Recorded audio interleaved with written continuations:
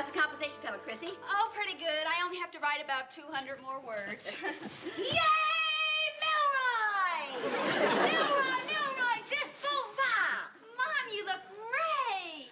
Oh, you must have been a wonderful cheerleader. Thank you. You gonna take that outfit to your college reunion this weekend? Oh, sure. I wouldn't be a bit surprised if during halftime at the game the crowd would insist that I get up and lead a guest locomotive. What is this all about? My graduating class is holding a reunion this weekend. You didn't tell me that. Well, I just decided to go this morning. And since I'll be going to Milroy in 2 years, Mom's gonna take me up to show me the campus. You didn't tell me that. What reunion is this, Lucy? What year did you graduate? I'm not going to tell you that either. Oh, gee, Aunt Viv, we're gonna have a neat time. Yeah. Hey, why don't you go with us? Oh, yeah. How about that, Viv? Why don't you? We're going to have a torchlight parade, and there's a big rally and a game Saturday and a dance afterward. Oh, I don't think so. I'd rather stay home. Why? Why don't you go and have some fun, Mom? Jerry and I'll be at Uncle Ned's and you'll be all alone. Sure. What are you going to do all weekend? Well, to begin with, I'm going to sleep every day till noon. And I'm going to eat everything I like. I think for dinner the first night, I'll have a big plate of homemade fudge and a bowl of sauerkraut. Bill, come on. You'll have a lot more fun in Milroy. I defy you to top what I just outlined. Well, for one thing, we can go to the game and the dance with 2 cute bachelor professors. You topped it. All right, listen, if you're going to go, you both have to learn some of the Milroy yells so you can get into the spirit of the game. Sit down. Okay. All right. Now, this first yell I'm going to teach you is a wonderful one. It has 26 rahs at the end. Oh. I'll do it, and then you do it with me, okay? All right. All right, okay, gang. Let's give him the old Milroy axe. Give him the axe. Give him the axe. Give him the axe. Where? Right in the neck. Right in the neck. Right in the neck. There. Give him the axe. The axe. The axe. Give him the axe. The axe. The axe. Give him the axe. Give him the axe. Give him the axe. Where? Right in the neck. The neck. The neck. Right in the neck. The neck. The neck. Right in the neck. Right in the neck. Right in the neck. There. Yay, Milroy. Yay. Rah, rah, rah, rah.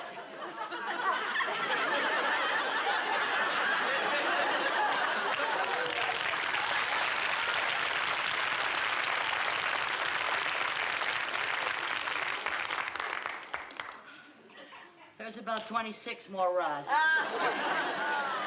Oh, girl, if they ask you to lead a yell, you'll be the first cheerleader ever carried off of the field on a stretcher.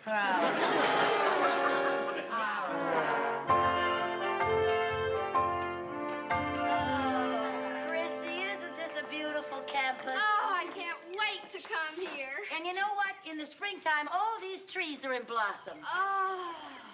And see, honey, right over there is where I lived on campus my last year. That's the Senior Women's Hall. I lived in the East Wing. Excuse me, Mrs. Carmichael. Yeah? That's not the Senior Women's Hall anymore. Oh? No, it's a men's dorm. Oh. Sounds like you left school too soon, Lucy. Come on, honey. And right over there is Dean Bennett's house. Oh. And right now, we are standing right in front of the most famous landmark on campus. This is the Milroy Bell Tower, named after Zachary Milroy, the founder of the university. And usually... Oh, dear. What's the matter? Zachary Milroy's statue is up there. Well, who do you expect to find on the Milroy Tower? Leland Stanford? No, I mean at homecoming, the statue was always stolen by one of the dorms. It's tradition. Hey, how come you haven't already swiped him? What's happened to your old dorm spirit? Oh, Dean Bennett clamped down again this year. He said stealing Zachary is out. Oh, he says that every year. He never means it. Oh, he sounded like he meant it this time. Well, he sounds like he means it every time. Look, this is your chance. Go on, get him. We'll stand guard. You can help him, Chris. Okay. Go ahead.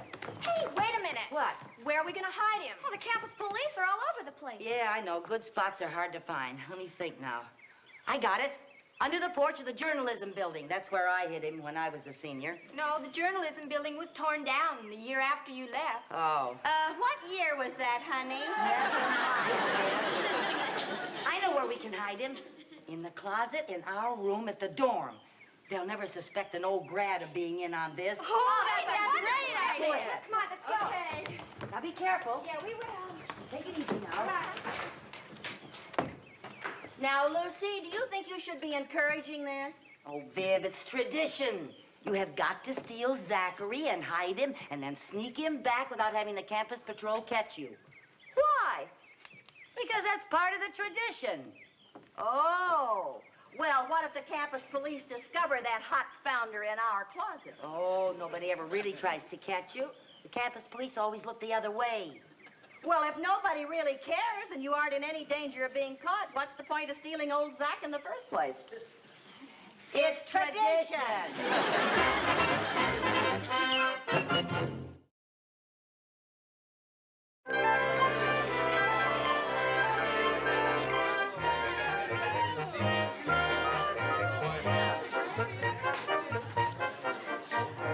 Hello, I'm Lucille Taylor Carmichael, class of, Well, there's no point in whispering, dear. We're all in the same class. What year was that, honey? Never mind, Viv. Now, come on, go mingle. Find Chris. Okay. We decided to use name tags just in case we couldn't remember who we were after so many years. Well, I'll recognize everybody. After all, it hasn't been that long. Cuddles Conrad. Cuddles Conrad. Yeah, that's me. Oh, come have some coffee, Lucy. I'm so glad you could make it. Well, I Lucy! Lucy Taylor, how are you? Well, hi, I'm fine. How are you? You son of a gun. You look even prettier than you did on graduation day. Well, let me tell you, you're just as handsome as you were back then, too, Howard Wilcox. Lucy, it sure is good to see you again. Thank Lucy you. Taylor, how are you? Hi there. How are you? Oh, long time no see. Yeah, long time no see is right.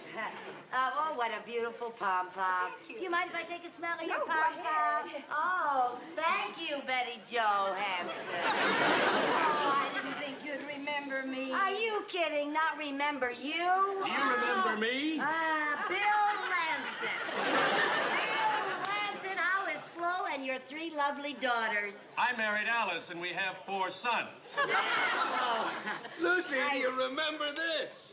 oh, for heaven's sake. Oh, my gosh. Can you still remember how to play it, I Lucy? don't know. I haven't touched one in years. Let's see. My dog has fleas. It's in tune. Let's see now. La la la la. Ba ba da da da da da. Wa da da da da da. Ba ba ba ba ba ba.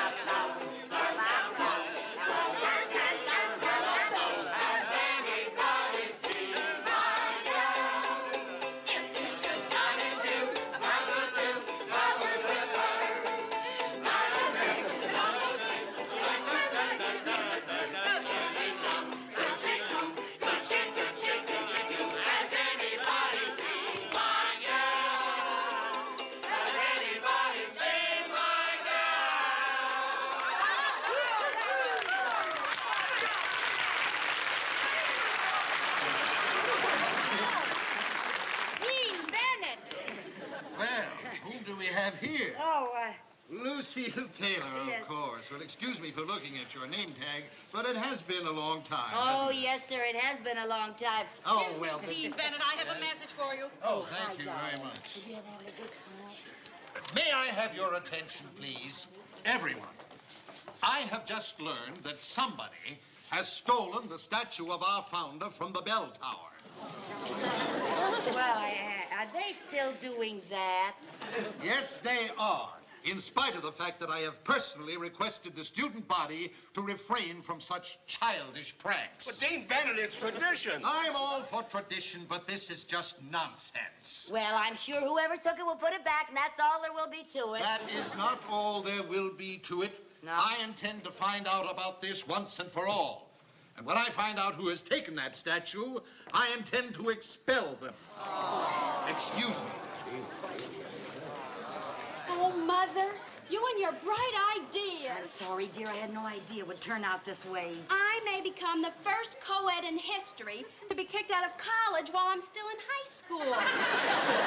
Now, look, don't worry. I'll fix everything. Now, look, Chris, you go on to the rally. I don't want you any more involved than you already are. Hey, come here. Now listen.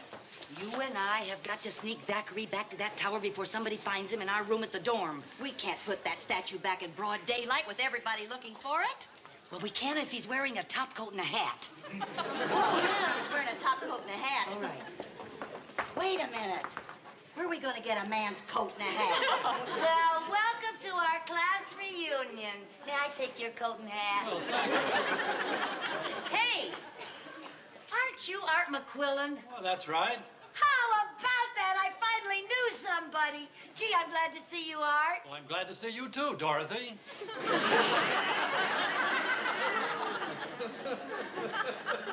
Come on, Sam.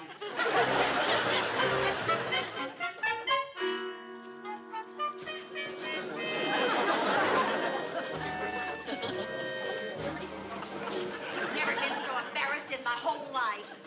Carrying this silly-looking thing between us all the way from the dorm. Nobody thought a thing about it. They assumed he was an old grad who started celebrating homecoming a little early. Well, I wish this old grad hadn't gotten so portly through the years. He weighs a ton. Oh, come on. Remember, we're doing this for Chris. Oh, if you really wanted to do something for Chris, you'd have kept your mouth shut. Oh, dear. Stop grumbling. Let's just get him inside, for heaven's sake. Come on, this way. Hi, Lucy. Oh, hi, Howard. Lucy, aren't you going to the rally? Oh, yeah, in a few minutes. I got to take care of my friend. I'm afraid he started celebrating our victory ahead of time. Can I help you with him? No. His wife and I can handle him. We'll see you at the rally. Hi, Howard. His wife. You get me up here, you promise me a cute bachelor, and then you marry me off to this pigeon roost. All right. I couldn't tell him he was my husband. I graduated from this college. I have a reputation to maintain. Oh. Now, come on. Come on. Just stop grumbling so much. Listen. Oh, yeah. Stop kicking me. Come on. Wait a minute. How do I get the door open? Wait a minute, Viv. All right. Go ahead. Go first. Yes. Come on, Jack, old boy.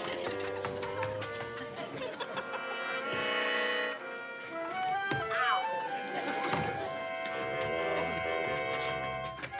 Don't go so fast, Viv. Heavens. Okay, I'll take his hat and coat off.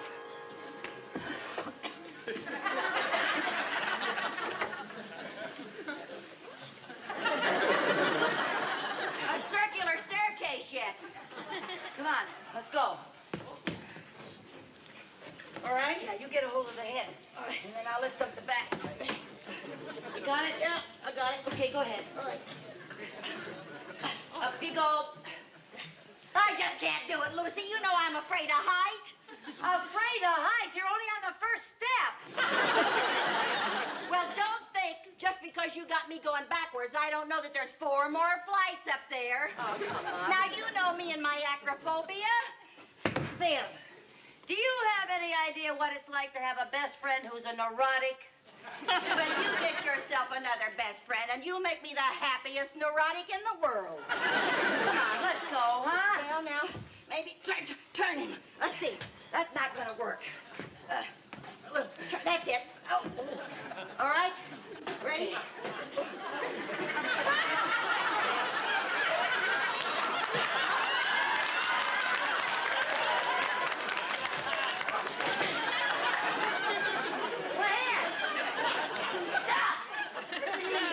Oh, he wants to go that way. All right, back up. Lucy. All right, okay. Up. Raise him up, Viv. Oh. Oh. Okay. All right. Hold in there.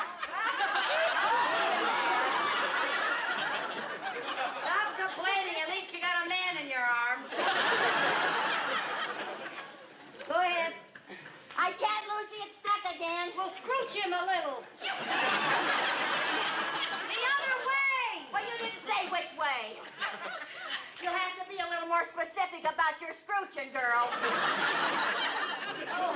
Oh, Lucy, so heavy. Oh, Viv. Oh, dear. Why did you have to go to a college that had a fat founder? I'll thank you to show a little more respect for our founder. Now, come on. Stand up, Viv, and get going. We're going to be late for the rally. Stand up. You can't do it sitting down.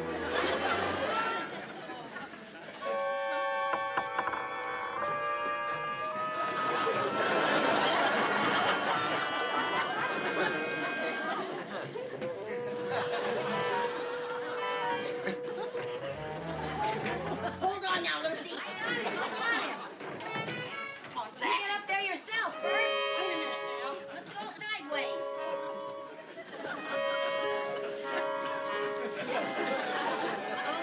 All the way. Hurry up. He's getting heavy. All right, hold on now. Just hold him right there. All right. Hold him right there. Got him. Okay. Come on. Come on. I can't. Oh. Oh, it's so beautiful up here. You can see the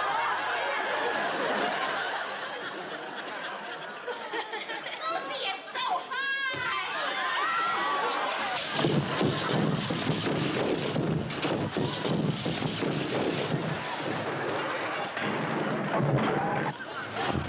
Why did you do that? Don't yell at me. I'll just bet he's broken in a million pieces. I hope he is. Come on, let's go get him. You mean we have to go all the way down there and bring him all the way back up here again? Of course we do, and we better hurry up. Now, come on, it's almost 11 o'clock. You want me to hurry back up those stairs? Yes, I do. I want to get to the rally. Now, come on. Viv, you had better get down there if you want to meet any cute bachelor professors. Oh, brother. Oh, Lucy, I never thought I'd ever say this, but I almost wish you'd been a dropout.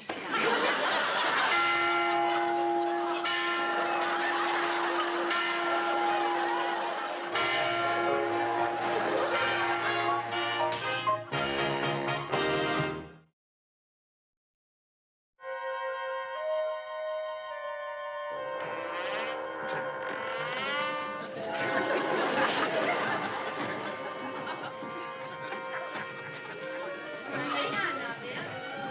Get way up at the top, and then I'll shove him up there. All right. Okay, it's coming fine now. Don't give up now. Up you go, girl. I got him. All right. You got it? Yep. All right, stand up. You can't do it sitting down. Oh, keep still. How many times do I have to say to get on your feet? Oh, for heaven's sake, Viv, I can't hold this thing any longer. I got him. Oh, all right.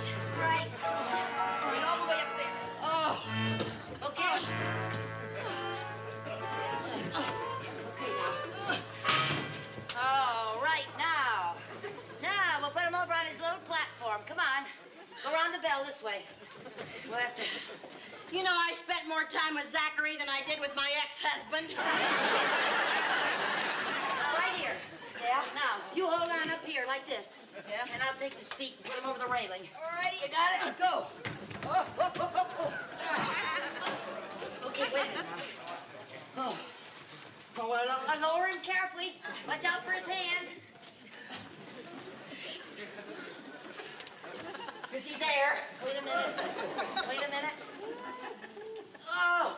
Got him? Yeah. Oh.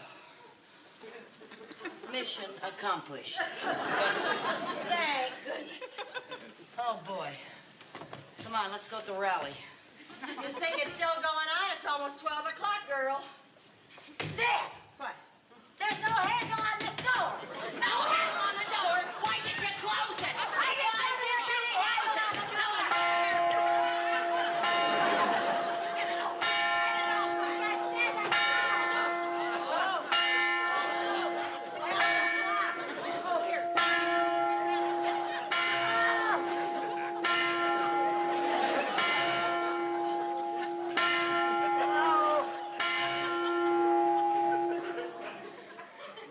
La la la la la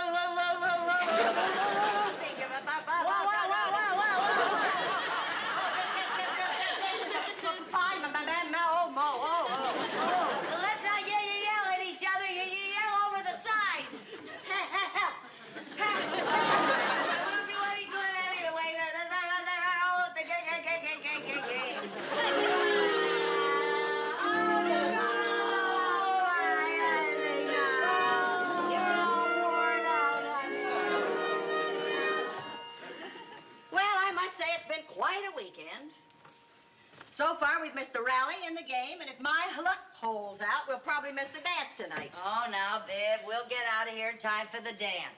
I don't really care about the dance anymore. I just want to get out of here before New Year's Eve. Hey, I hear somebody coming up the steps. You don't. Hooray, we're saved! We're saved? They're coming up the Somebody's steps. coming? Oh, boy, are we glad to see you, Dean Bennett.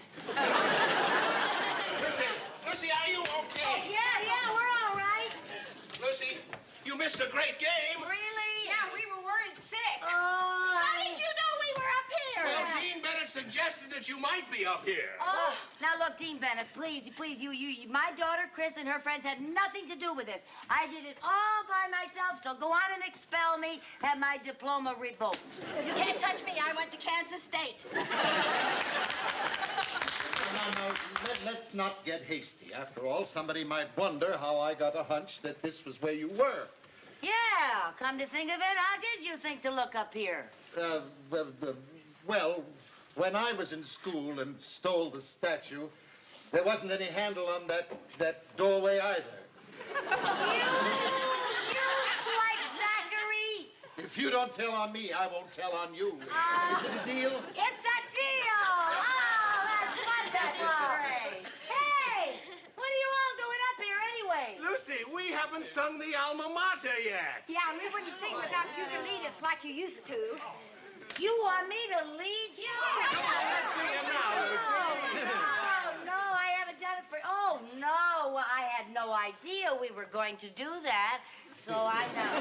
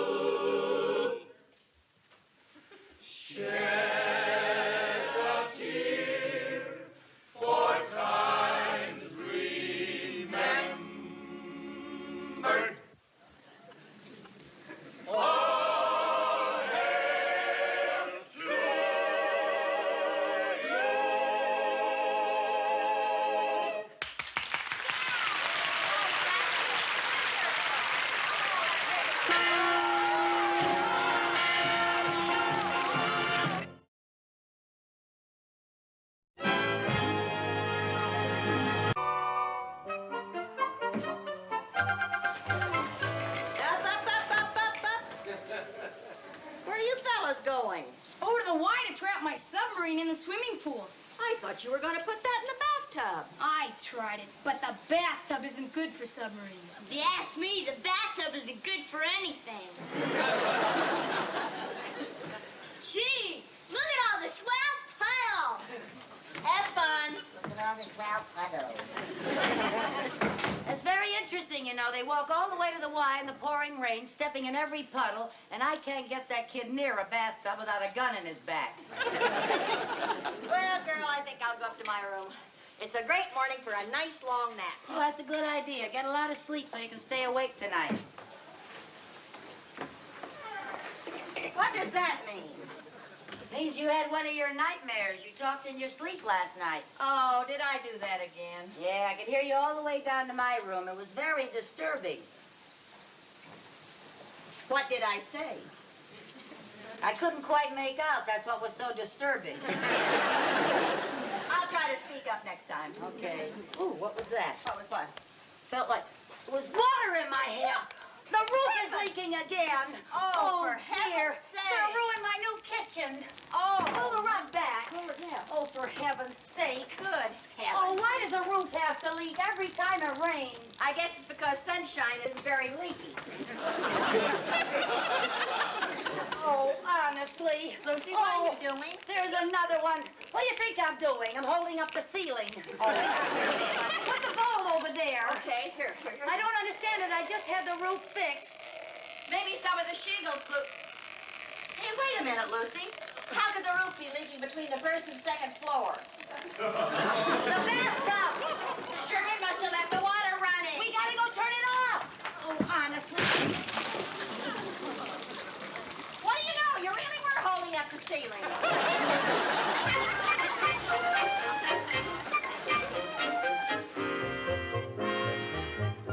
Hurry up, Viv. I'm hurrying as fast as I can. Mixing plaster isn't exactly like making a cake, you know. I still don't know why we're doing this. Amateurs just shouldn't attempt a job like this. All right, now, Mr. Peterson told us he charged $40 for this job. But we don't know a doodly squirt about plastering. Okay, Viv, it was your son who let the bathtub run over, so you pay the $40. You know, the more you talk, the more we know about plastering. I thought you'd see it my way. You know, Lucy, if you ever give up your career in plastering, you can take up blackmailing. Never mind. Okay, it's ready. My opinion, which isn't worth anything, it's ready. That looks pretty good. Pretty good. It looks so delicious, it's all I can do to keep from licking the bowl. Oh, come on. Ready? Yeah.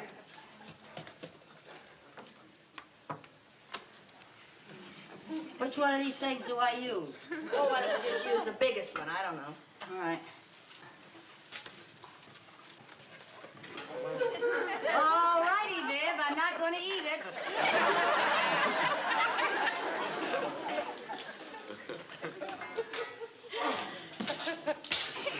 You better keep stirring that or it'll get hard. Oh, Lucy, my arm is tired. Well, you've got to keep stirring. I don't know how much more I'll need. Okay. I'll use your electric mixer. Don't you dare! Well, let's see now.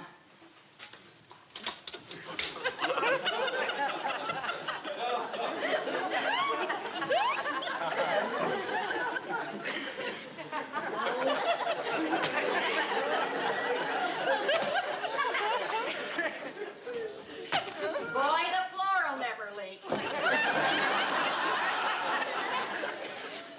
No.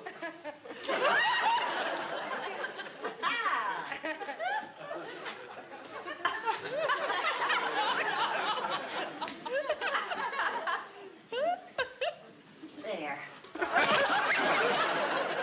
Oh, nice going, Viv. What did I do? Well, obviously you put too much water in it. Well, I can't imagine how that happened. I used an old recipe of my grandmother's. All right, let's not get nasty. Just put in some more plaster. Okay, come on, try this. Okay.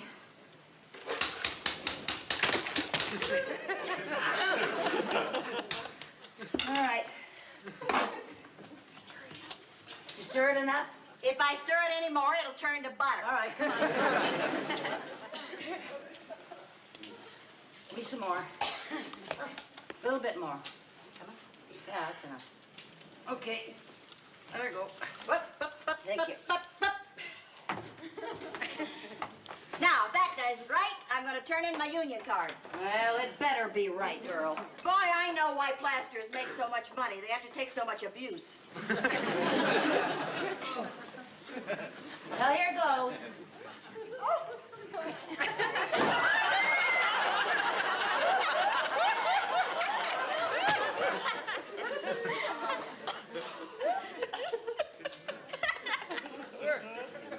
That should do it. Oh, congratulations, Lucy. Michelangelo couldn't have done any better than that. Don't let it hear you. You just saved $40. Come on, let's clean up this mess. You take those buckets out. Okay. Don't slam that door, girl.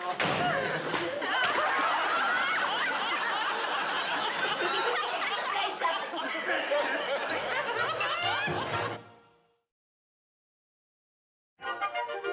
Well, there you are. How about that, Mr. Mooney? Excellent. That's a beautiful job. You know, when you told me you were going to repair your ceiling yourself, I thought you'd lost your mind. But I was wrong. That looks splendid. You know, Peterson would charge a fortune for that. He did. Peterson did that? Yes, but before you look at the bill, I want to tell you something. Come here. Yeah. Now, look, Mrs. Bagley's taking a nap in the living room, so when you yell at me, would you please yell quietly? Now, why would I yell at you? Well, every time I show you a bill, you yell at me. It's tradition with us. So here, go ahead, yell. Mrs. Carmichael. What was that for? Well, I thought you were going to yell. It was sort of a leftover flinch. Why should I yell? This is perfectly clear-cut. Since it was her son who let the water overflow in the bathtub, this bill will have to be paid by Mrs. Bagley. Oh, well, I'm afraid you don't know Mrs. Bagley. She has a strange quirk. She thinks the landlord should pay for all repairs. Well, Mrs. Carmichael, I am not going to give you the money out of your trust fund to pay for this bill. Either Mrs. Bagley pays it as she is obligated to do, or you raise her rent. Now, you just go right in there and tell her. Oh, I couldn't do that. Well, somebody's got to tell her. Okay, you go in and tell her and let me know what she says. Very well. I'll go and tell her. Oh, no, you... Oh, no, you should do it after all. You are the landlord. Well, you're the executor of my trust fund. All right. We'll go and face her together after you.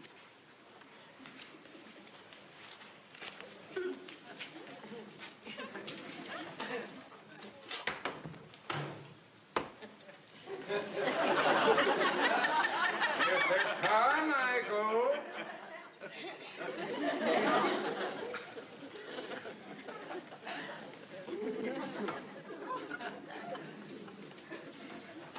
Well, it doesn't make a difference. You don't believe things that.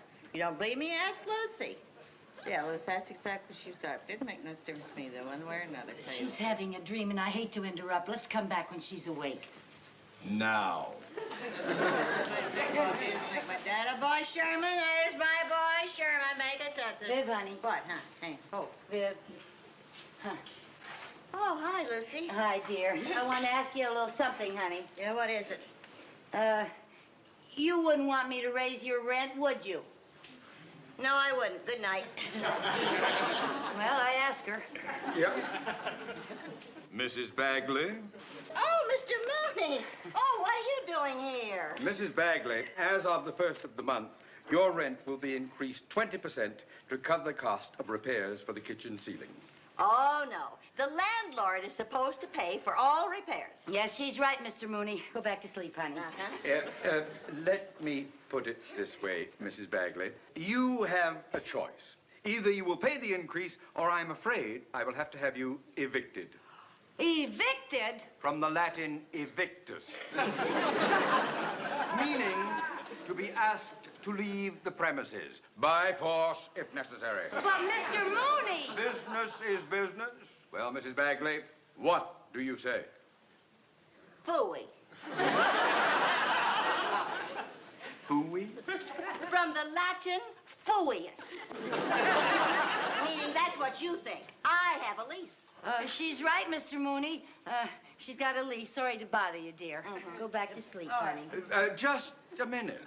If you will read that lease, you will find that it says, and I quote, when landlord makes property improvements, landlord has right to raise tenant's rent. He's right, Viv, dear, and if you'll stop to think about it, I haven't ever raised your rent in all these years. Ever. No, you haven't. No. Because the rent was so high when we started, you didn't dare charge more for that crummy little room. Crummy little room? Why, you've had the use of the whole crummy house. The whole house. You were right the first time. Well. I thought you were a friend of mine, but you're nothing but a landlord. Well, you're nothing but a tenant. Is that so? Yes, that's so. Ladies, please.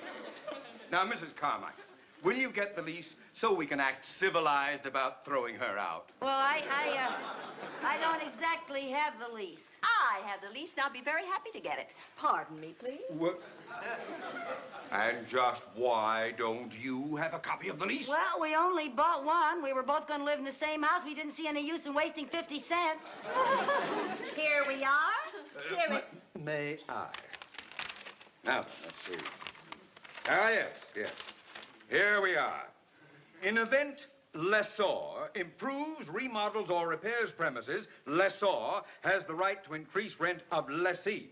Further, at lessee's option, all past rents paid by lessee to lessor for 5 years from the date of this contract may be applied as down payment toward purchase of premises herein described, and further, oh, good grief. What does that mean? That means that if I desire, as of now, I can own this house. You wouldn't. I am the lessee, and I so desire. But you wouldn't take my own house away from me. Oh, Mrs. Bagley, that is a little high-handed. Oh, I'm so sorry, Mr. Mooney, but business is business. But what about me? Oh, I'll be happy to have you stay on as tenant. A tenant? At the same rent that I've been paying, plus 20%. Oh, now, of course, if you don't care to do that, I can always kick you out. Kick me out? Goodbye, Mr. Mooney. I'm so glad that you dropped in to read to us. Well, Mr. Mooney, I hope you're satisfied. I just can't believe it. We've lived together for 5 years, and now she does a thing like this to me. I want my house back. No, That's don't my cry. house. Don't cry. Crying isn't going to do any Well, good. I don't like that. No. Wait a minute. Did you say 5 years? Yes, 5 years with that viper in my bosom. She has been living here for 5 years, and the lease is for 5 years. Maybe the lease has expired.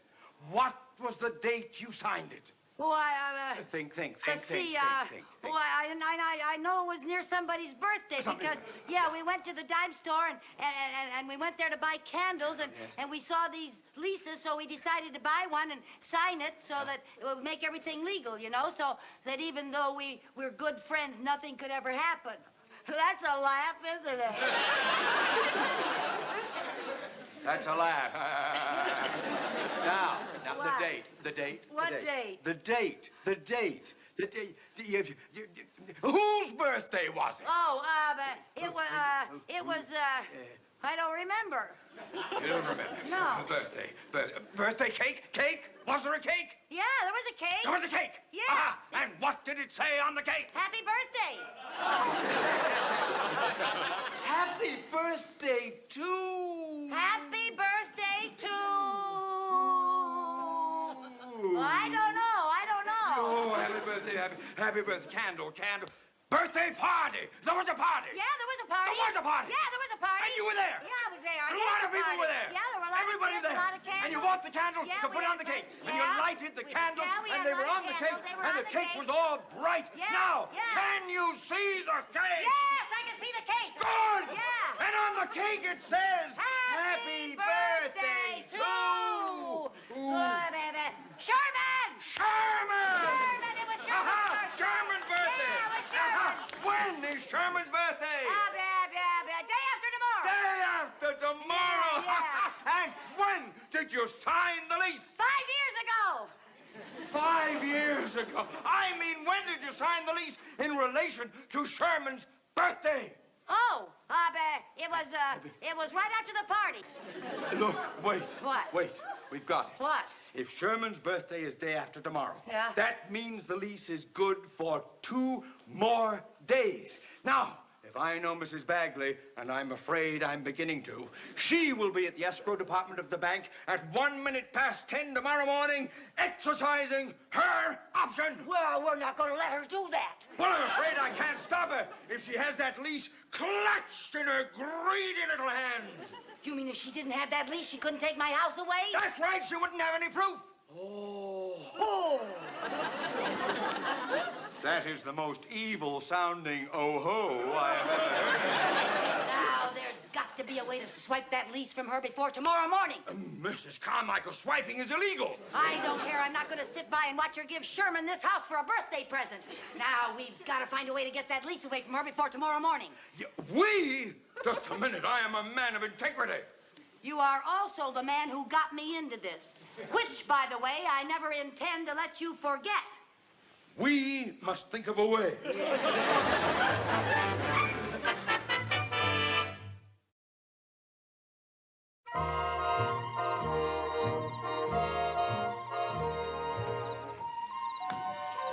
Come on, hurry up. Yeah, come on, give me the pole. Yeah. Okay, I got it. Come on. Quiet. Can you make it all right? Yeah. Oh, is this a thing for a grown bank president to be doing? Oh, come on. Nick, be careful. I still think this is the craziest scheme I've ever heard of. What's crazy about it? Maybe it'll work. You said you were an excellent fisherman. Catching trout in a stream is one thing, but fishing for a lease with a magnet through a window is something else again. Oh, come on. Oh, reel it in. That's Oh, for heaven's sake, that magnet sticks to everything. Yeah. Hope it sticks to that lease. Oh, I can't get it off. Huh? No, you'll have to climb out there and get it off. Me? Yeah. Take it easy now. Take it easy. Get down. Don't make noises. Just come on. Hurry up. Okay, thank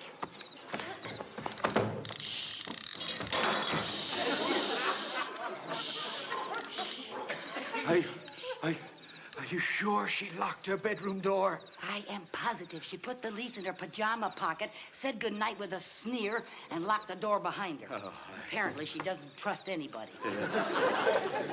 Look. Are you certain the paper clip is still on the lease? I saw it with my own eyes. Don't rush me. Oh. Take it easy and be quiet.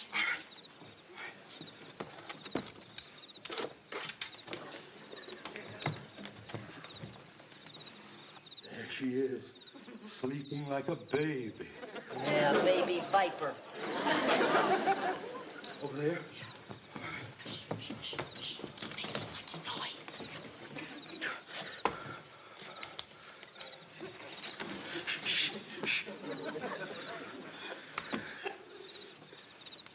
Isaac Walton, forgive me.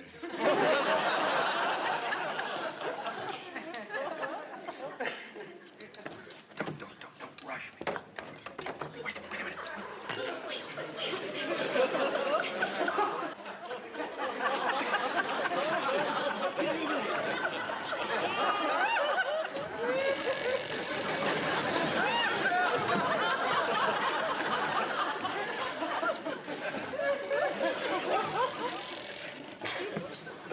Heavens. Try it again. All right. Watch what you're doing. All right, I will. Get way up and get the lease. Way up. Don't wake her.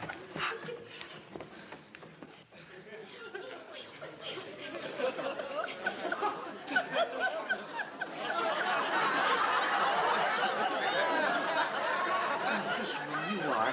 You do better with worms. Well, it's a good night for it. They're certainly biting. For heaven's sake, this time go after the lease, will you? Oh, how would you like to try your luck? Well, I couldn't do any worse. All right.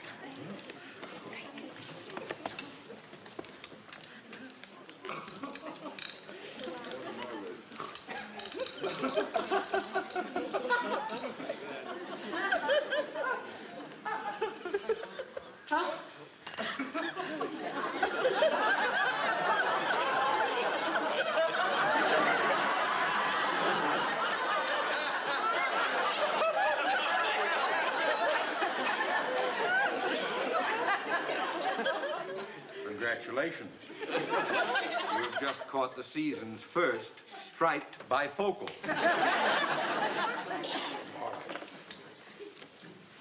What you got? Yeah, what you got? What you got? Look, you've got to get in there, get that string untangled, and get that lease. Hold on.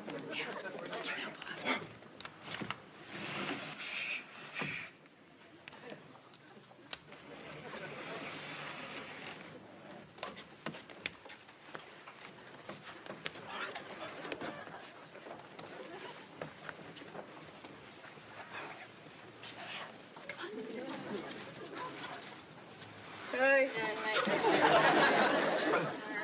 To me, I couldn't care less, really, no. She's talking in her sleep again.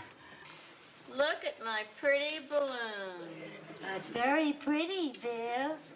What are you doing? I'm gonna sneak inside her dream and talk her out of letting go of that lease. What else? Oh, I was a fool for asking. See the pretty balloon? Viv, honey, can I have your balloon? No, it's mine. But it's such a pretty red balloon. It's blue. Anyone can see it's blue. It's a very pretty blue balloon, Viv. Please give it to me. No. I'll tell you a little secret, Viv. All my life I've wanted a blue balloon. Oh. I'll tell you a little secret. What's that, honey? I've been awake ever since you two came up on the roof.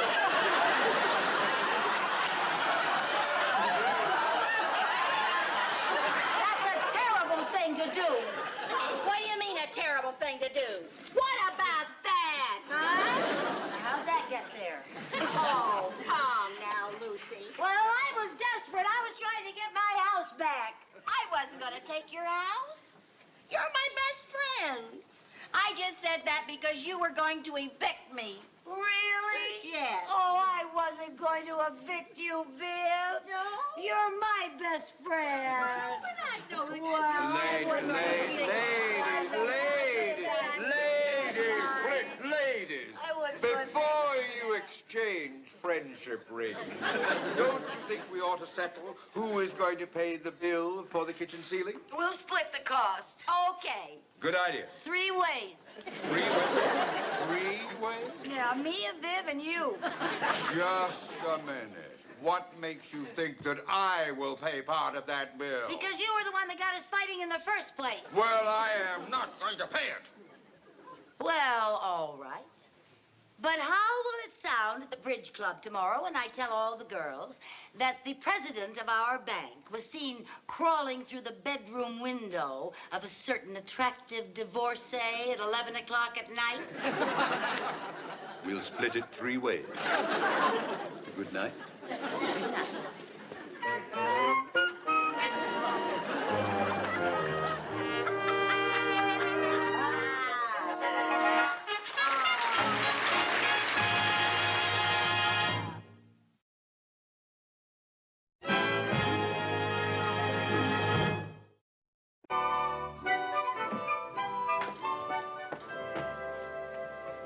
Gee, I'm glad those carpenters are out of here and we finished redecorating, now that I realize our company is so Tony.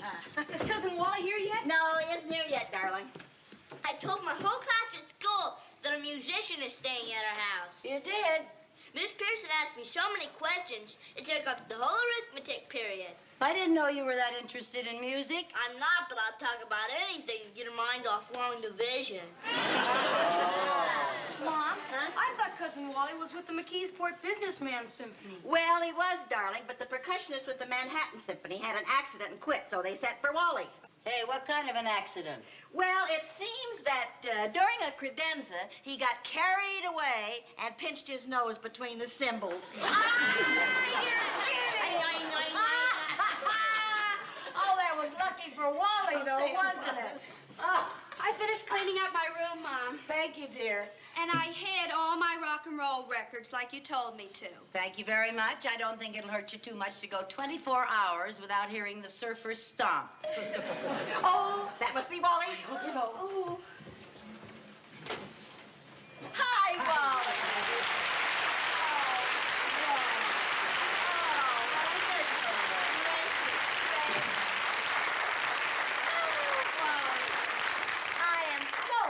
To see you.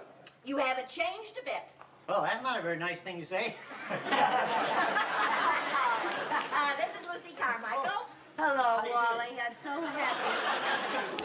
I've heard a lot about you. And you remember Sherman? Hi, Wally. Hi, you've grown. And my little Jerry and Chris. Hi, Wally. Nice to meet you. Well, I know you've had a very long trip, and I know you'd like to rest, so I'll show you right up to your room, Wally. No. I want to rehearse. I want to get in as much rehearsal as I can before the concert tomorrow evening, if you don't mind. Oh, we don't mind at all. No. I'll go out and get the rest of my instruments. Oh, that's all right. The kids and I'll get them. You two must have a lot to talk about. Come on, kids. Oh, thanks, All right. Lucy. You be careful. Yeah, we'll be careful. Take your hat. Thank you. Go right over there and sit down, Wally. Oh, my, this is so exciting. Wally, are you nervous about playing the concert tomorrow night? No. After all, music is music. The Manhattan Philharmonic is just the McKeesport Symphony without the business suits. How could I be nervous? Oh. Oh, Wally, I'm sorry. Oh, Wally, I'm so sorry. Oh, Wally, I'm so sorry. Oh, my goodness, I guess you are a little nervous after all, huh? Oh, no, not really. Wally, how are Edna and the kids? Edna who? Edna, your wife. Oh, that Edna, those kids, yeah. Wally, would it make you nervous if we all sat and just watched and listened to you? No, not at all. Sherman, did you have to do that? Wally, sit down and relax. Just a... Wally's going to play at a concert. What are you going to play, Wally? The first selection tomorrow night will be the Nutcracker Suite by Peter Ilyich Tchaikovsky. Oh, yes. I think that's one of Peter's best.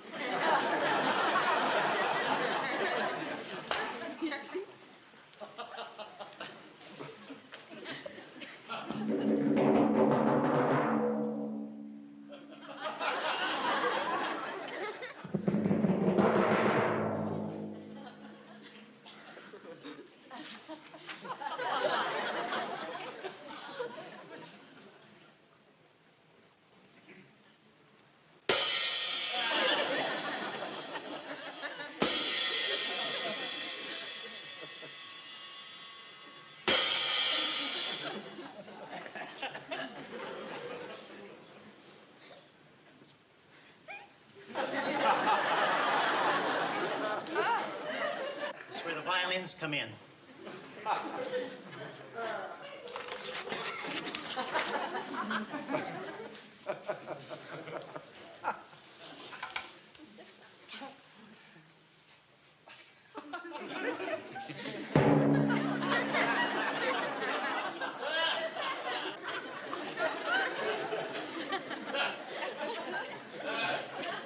Here come the woodwinds we've all been waiting for.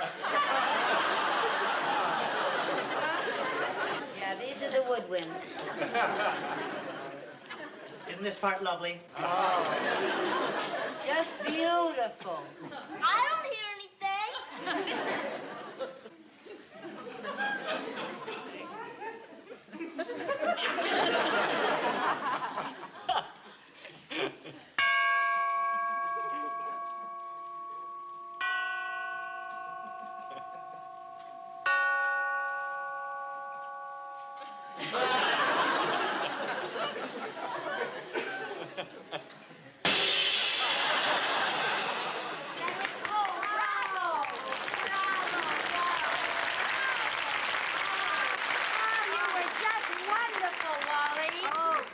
I was just dreadful. Oh?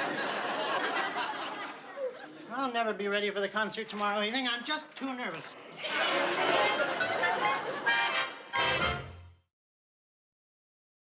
Hi, girl. Hi. I picked up Wally's dress suit. Mr. Krug did a good job pressing, don't you think? He certainly did. How is Wally? Oh, Lucy, he's still just as nervous as a cat. Really? I just sent him upstairs and told him to take a nap. I couldn't sleep a wink. I'll go in the kitchen and get a glass of milk.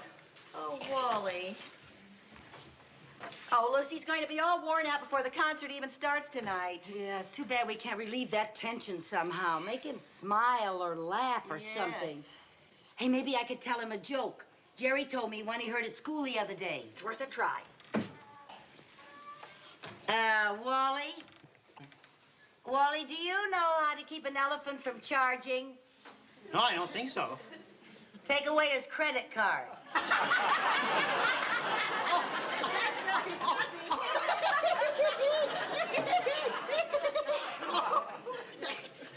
is... Oh, that is goofy. Where did you hit? Where on earth did you hit? Oh, no. Oh. What's the matter? I laughed so hard I got the hiccups. The hiccup? I can't play a concert when I have the hiccups. Oh. It throws off all my timing. Don't worry, they'll go away. Oh, Wally, I have a sure cure for the hiccups. Wait a minute. I doubt if it'll work. The last time I had the hiccups, it took me 2 days to get rid of them. Really? All righty now, Wally. You just bite on this line. Oh, no. I don't like limes. They're too sour. That's just it. They're so sour, they'll take your mind off of your hiccups. Nothing doing. Now, come on, no. Wally. I'd rather have the come on. hiccups. Wally, No, just give it a chance, for heaven's sake. Come on now, Wally. All right, I'll hold him and you put it in his mouth. All right. We did it!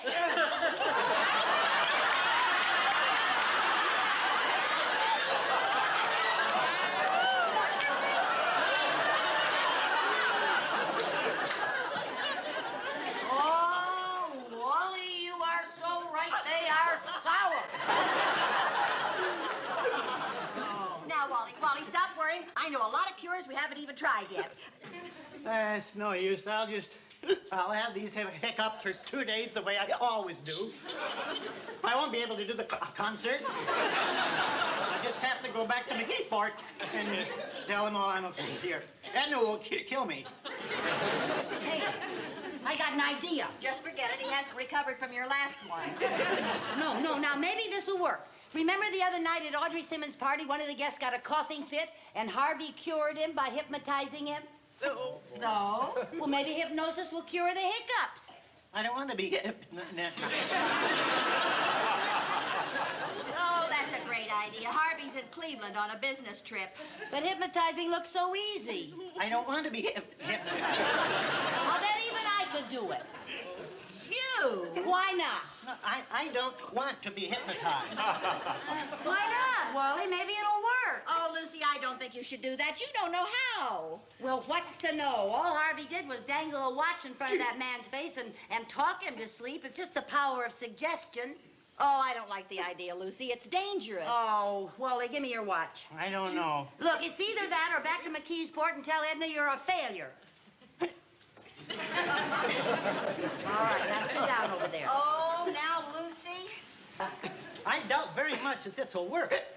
I'll probably fight you every inch of the way. I've got a will of iron.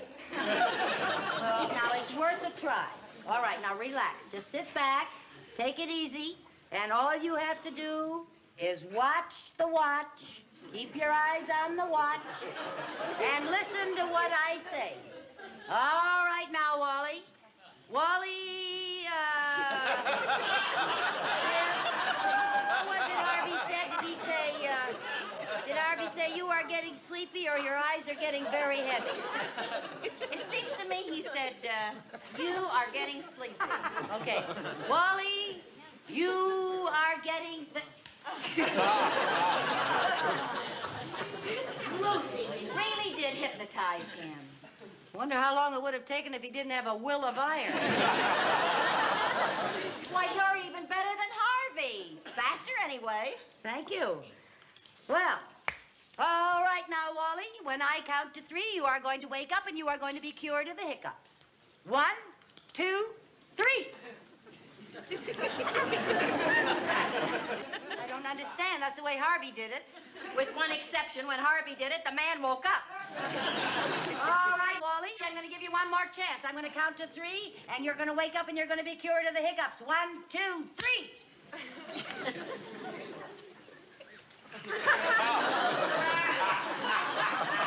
Oh, that's what I call being hypnotized.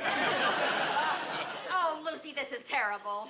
Well, you got to admit one thing. I cured his hiccups. This is his one big chance, and you've ruined it for him. He's never going to wake up. Oh, yes, Wally, he you is. know you got to play Wally. that concert tonight. Wally. Come on, up. I got an up and idea. at him. Now, Wally, you know what Edna will say. You know this is your one big chance, Wally. Wally. Wake up. That isn't doing a bit of good, Lucille. Come on now. Wally.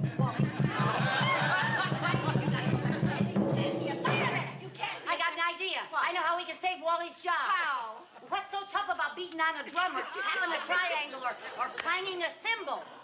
And look at this music. Every single cue is written out on it. Lucy, you don't mean that you're thinking of... Why not? You said nobody in the orchestra had ever seen Wally. You said they hired him over the phone. You get everything in the station wagon. I'm going to get dressed. Don't just stand there, Viv. This is the only way to save Wally's job. Vivian! Wally, if you knew what was going to happen, you'd wake up.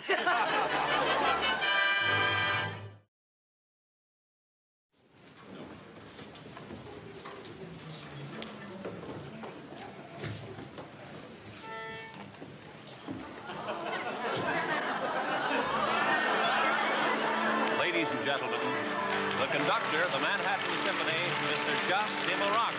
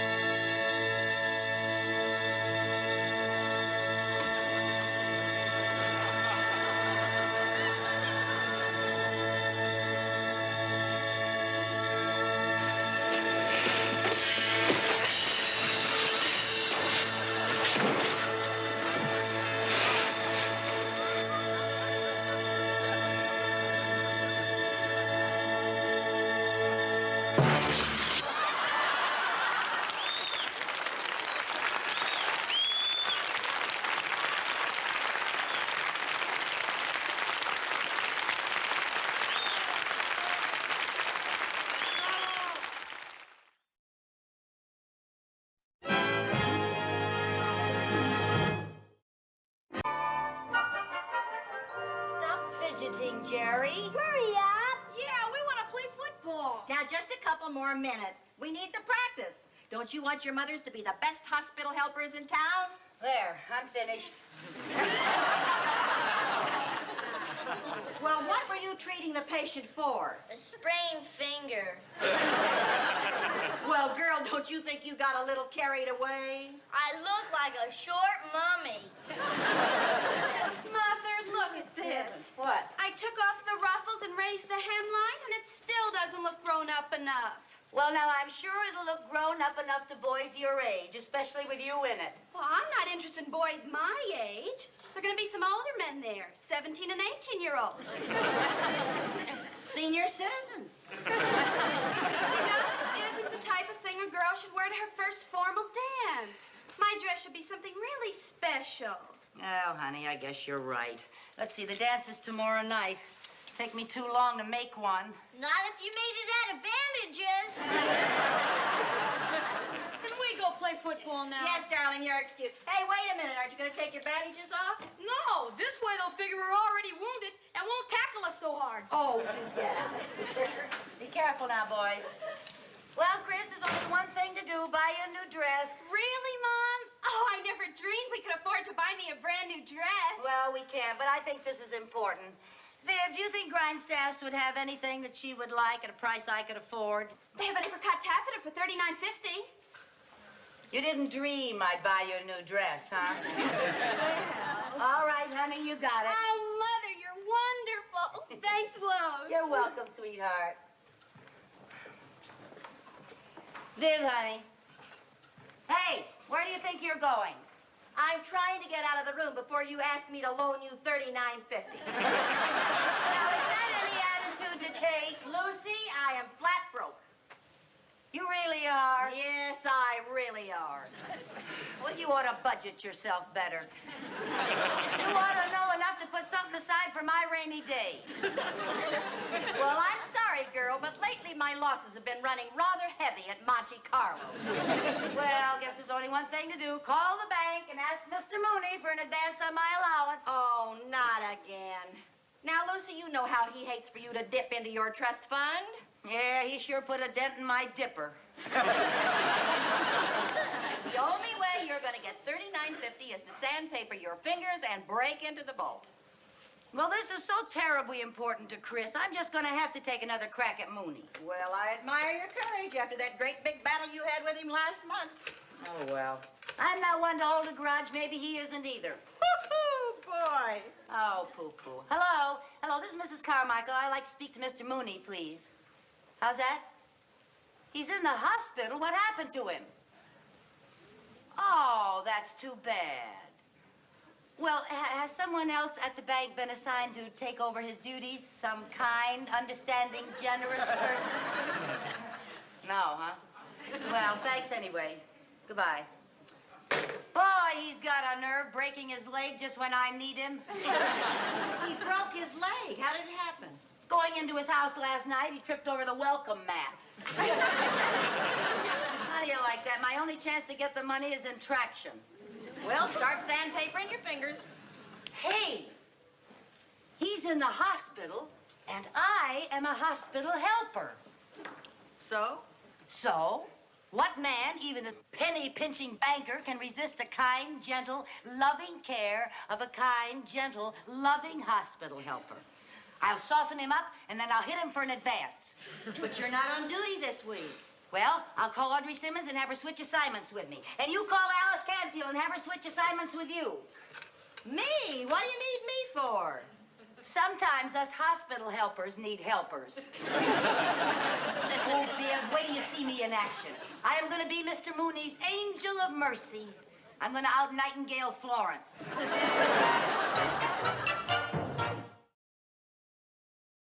There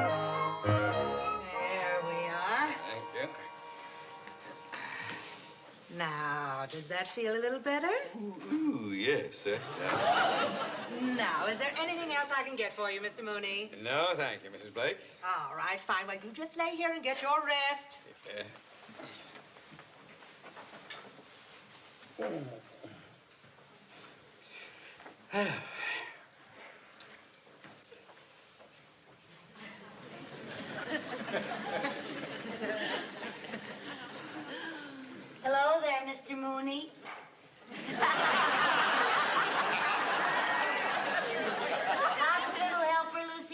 Carmichael reporting for duty. Oh, no.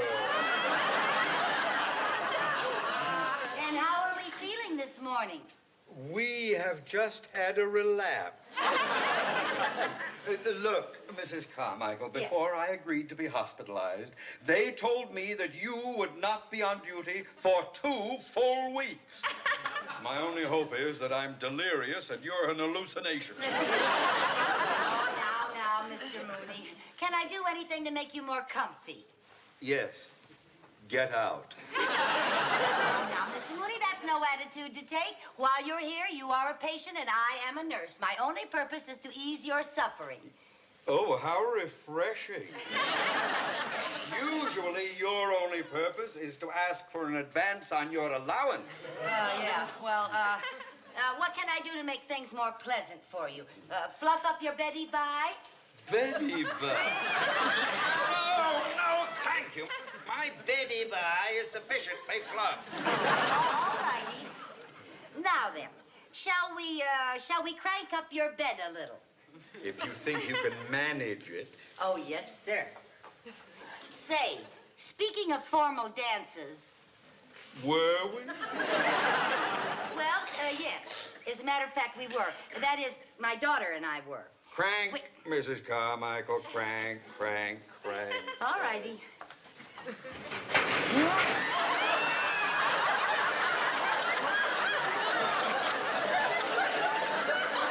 Sorry. I said crank me up, not put me in orbit. Terribly sorry.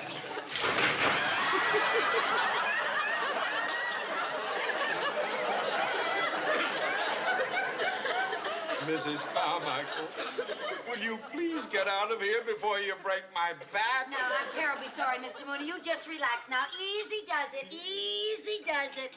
Upsy-daisy.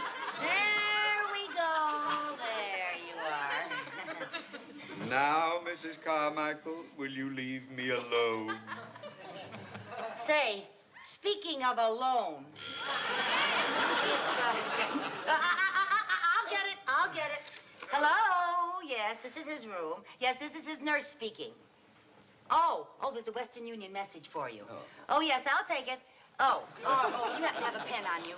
No, I left it in my other hospital coat. Oh, here's one. I don't suppose you have a piece of paper either, do you? No, I'm afraid I wasn't planning ahead when I slipped on that welcome mat. Oh, all right. Go ahead. Give me the message. Yes. Wishing you a recovery. Friends at the bank. I see. And from George, Elaine, Philip, William, Alice, Eric, Dick, and Virginia. Yes. Now, make sure I got all those names. How many were there? Now,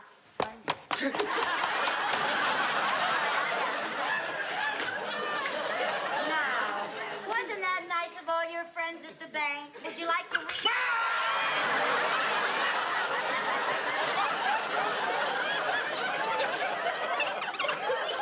Well, I'm sorry.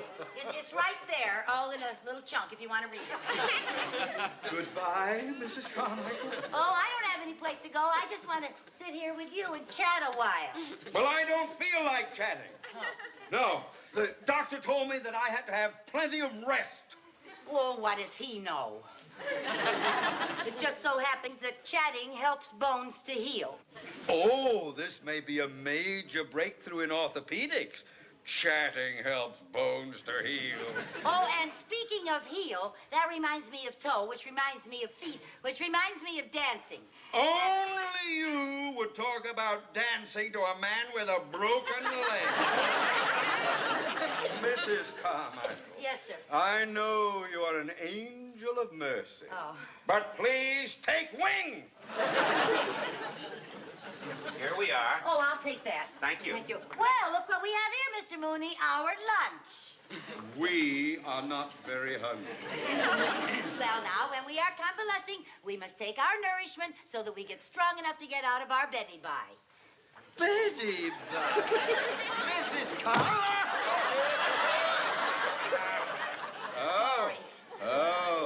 Oh, that was very clever of you. Oh, yes, a broken rib will take my mind off my broken leg. I'm terribly sorry. Now, you'll feel better after you've had your lunch. Now, let's see what we have. Oh, chicken soup. Chicken soup is very good to calm the nerves. Chatting heals bones. Chicken soup soothes the nerves. Right. Dr. Hutchinson certainly wasted his time going to medical school. Oh, that could be, yes. Yeah. Oh, look at this. Turkey gravy, mashed potatoes, and creamed beets. What yummies. Mrs. Carmichael, will you leave me alone with my yummy? No, no, sir.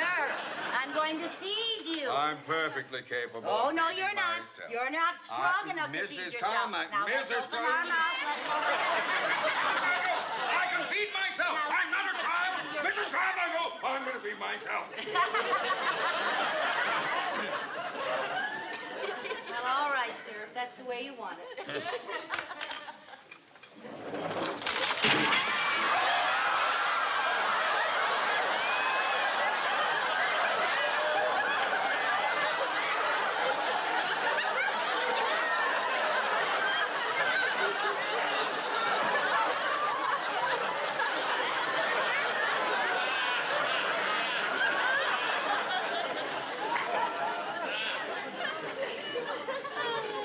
Why did you do that? I'm terribly sorry. I'll clean it up. Out! Out! Help! Mrs. Blake! Mrs. Blake, get away from me! Don't you touch me! Get out! Help! Help! Get out of here! Never knock on my door again! Get out! Get out! Mr. Mooney! Mr. Mooney, what seems to be the trouble? Get this woman out of here! Get her out of my sight! Look what she did to my lunch! She almost broke my rib, and she wrote all over my cast! Calm your nerves. Oh, Mr. Mooney, a sedative, I'm so sorry anything, this sedative. happened. I can assure you this will never happen again, sir. Get her out of here! Get her out of here! Relax. Try to relax. Mrs. Carmichael? Yes, ma'am? You are not to come in this room again. No, ma'am. You are not to come on this floor again. No, ma'am. In fact, if I see you on this floor again, I'll have you dismissed. Yes, ma'am. Wait! I just remembered. You are the one who gave me that welcome mat! Yes,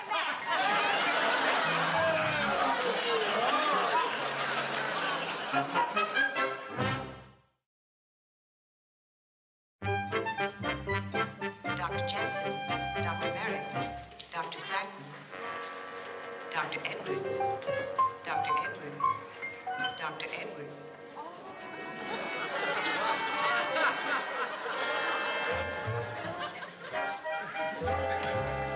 Nurse, I'll be in 305. Yes, Mrs. White. Good day.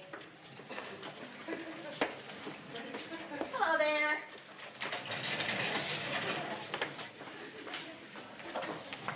Lucy, what are you doing here? Now, Mrs. Blake gave strict orders that you were not to be on the 3rd floor. I don't care. I've just got to talk to Mr. Mooney. How is he? Well, he's still pretty groggy from that sedative. That's perfect. It is? Yeah. While he's groggy, I'll get him to sign a check. That way he'll be giving me money without knowing it. I said he was groggy, not unconscious. Well, I just got to get that dress. Now, I think it's worth a try, Viv. Now, Lucy, this whole floor is off limits to you. You'll never make it way down that hall to his room. Oh, yes, I can. I have a plan, but I need your help. Now, come on. Hello?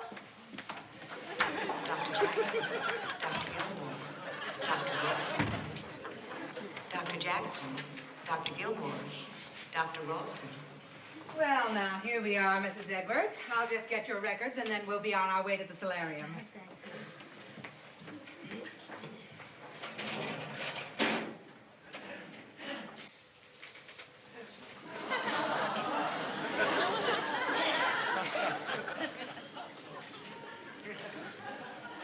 Oh, nurse. Yes? Would you come with me, please? Oh, It'll only be a minute. But she, I now, have come to, with me now, please. I'll see you later.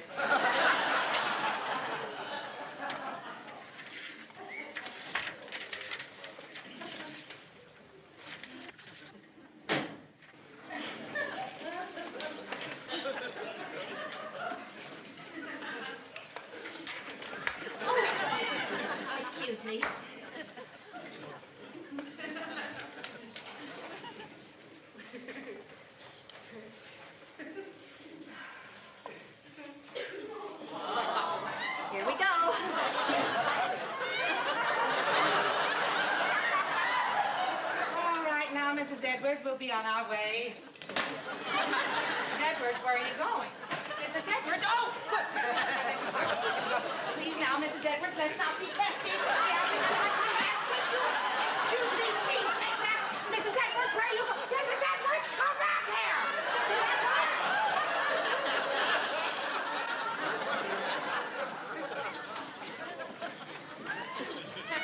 Mrs. Carmack, where'd you go?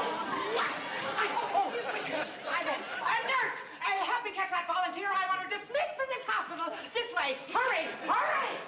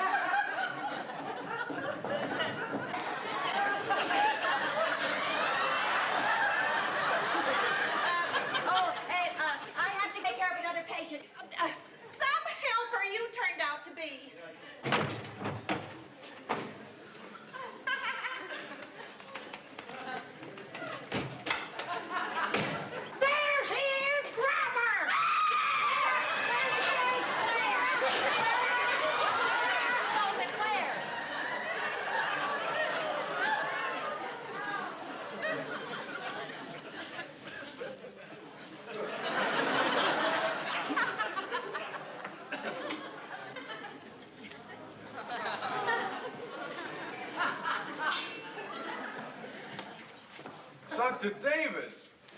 Say, Dr. Davis! I was in the gallery when you operated just now. May I congratulate you on that gastric resection? Thank you. I noticed you also repaired a diaphragmatic hernia, besides doing a vagotomy. I did. Oh, I did. Say, Dr. Davis, if you have a few moments, I'd be so honored if you'd care to come and observe. I'm doing my first autopsy. Well, I'd love to, but I've got to perform another one of those gastric, whatchamacallit. Another one? It's not on the same man.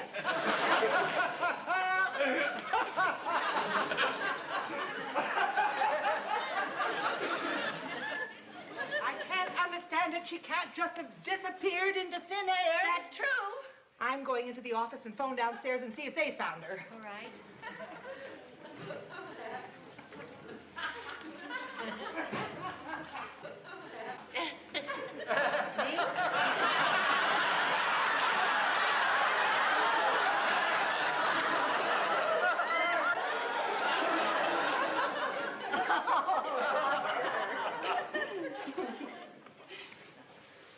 Oh, it's only you. Where have you been? Where did you go?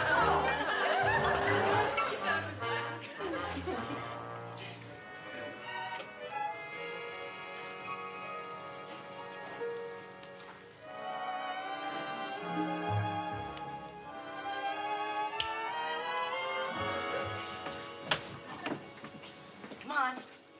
He's out like a light. Yeah, those sedative pills really sent him bye-bye. Well, what do we do now? Wake him up? Yeah, but we have to be very careful how we wake him up. We want him to be awake enough to sign the check, but not awake enough to know that he's doing it. Mr. Mooney. Mr. Mooney. Come on, Mr. Mooney. Wake up. Mr. Mooney. Hey, come on. I got an idea. Mr. Mooney.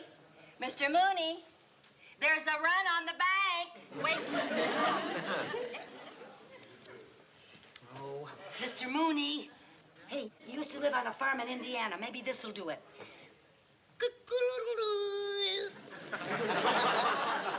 What was that? A rooster. Well, it sounded more like a lovesick hummingbird. I can crow. Let me do it. Okay.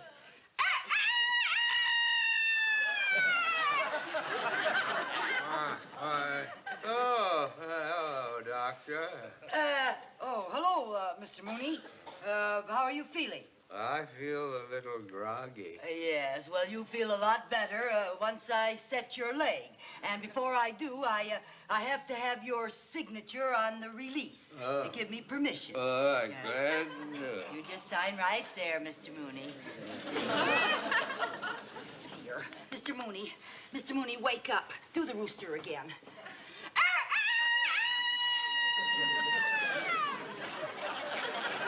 What's the matter? What's that rooster doing in my bank?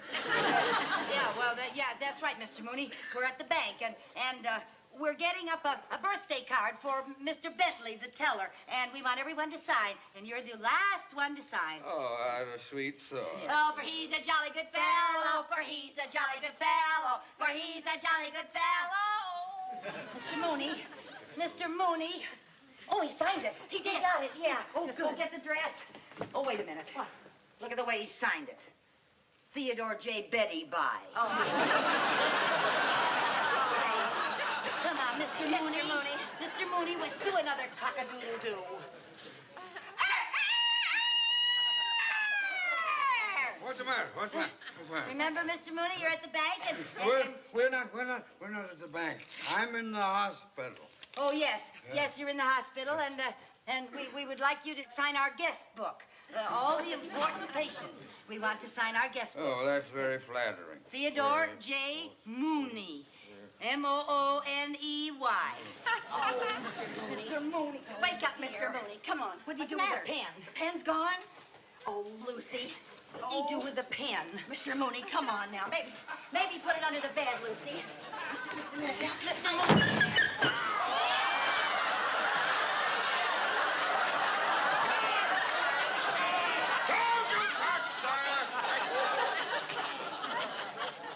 What are you doing under my cast, Dr. Carmichael?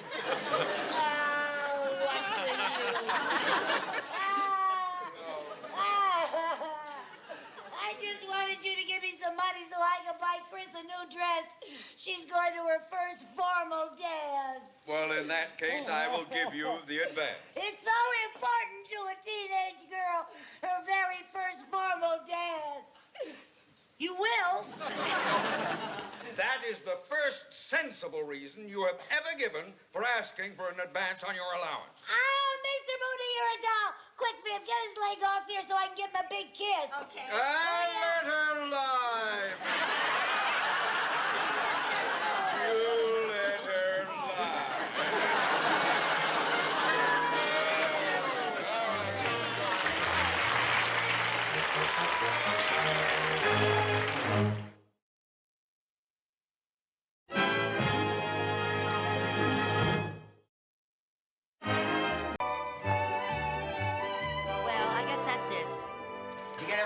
Mrs. Carmichael? I think so, yes. Oh, would you ladies like to enroll in our new art class? Art class? Yes. Gonna meet here every Thursday night. I'll bet you two have a lot of talent. Oh, are you kidding? I can't even draw a straight line. I can't even draw a crooked line. But I thought you two were always enrolling in night school classes. Well, we did, but we stopped. We didn't seem to be getting anything out of them. We haven't met a bachelor yet. Well, let's see. That'll be... Oh, wait a minute. I just thought of something else I have to get. Lucy, what? I better go on to the market. Okay. May I use your back door? Be my guest. Thank you. I'll see you at home. All right, dear. Harold, do you have a world atlas? Oh, I certainly do. They're right over there. Oh. Jerry will get a lot of use out of an atlas. Well, it's not for Jerry, it's for me. He was doing a project last week, and he wanted to know what was England's chief export. All I could think of was Richard Burton.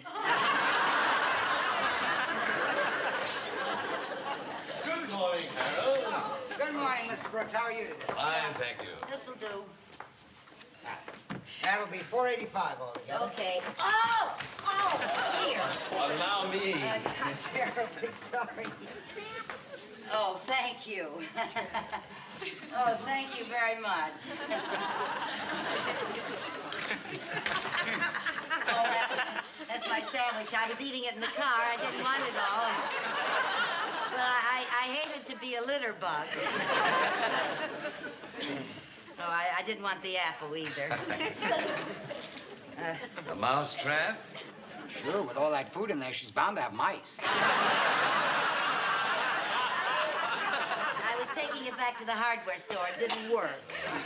I know this looks like a lot of junk, but it's all stuff that I need. Well, I guess that's all of it. Well, thank you very much. Not at all. I hope I wasn't any bother. Oh, you weren't any bother, huh? Really? Shall we start over? That'll be $4.85. Oh, yes. Say, Harold, has that print of mine been framed yet? Yes, it's all ready. I'll get it for Oh, good. Oh, I see you have some new prints. you. Yes, they just came in. Oh. Here. Thank you.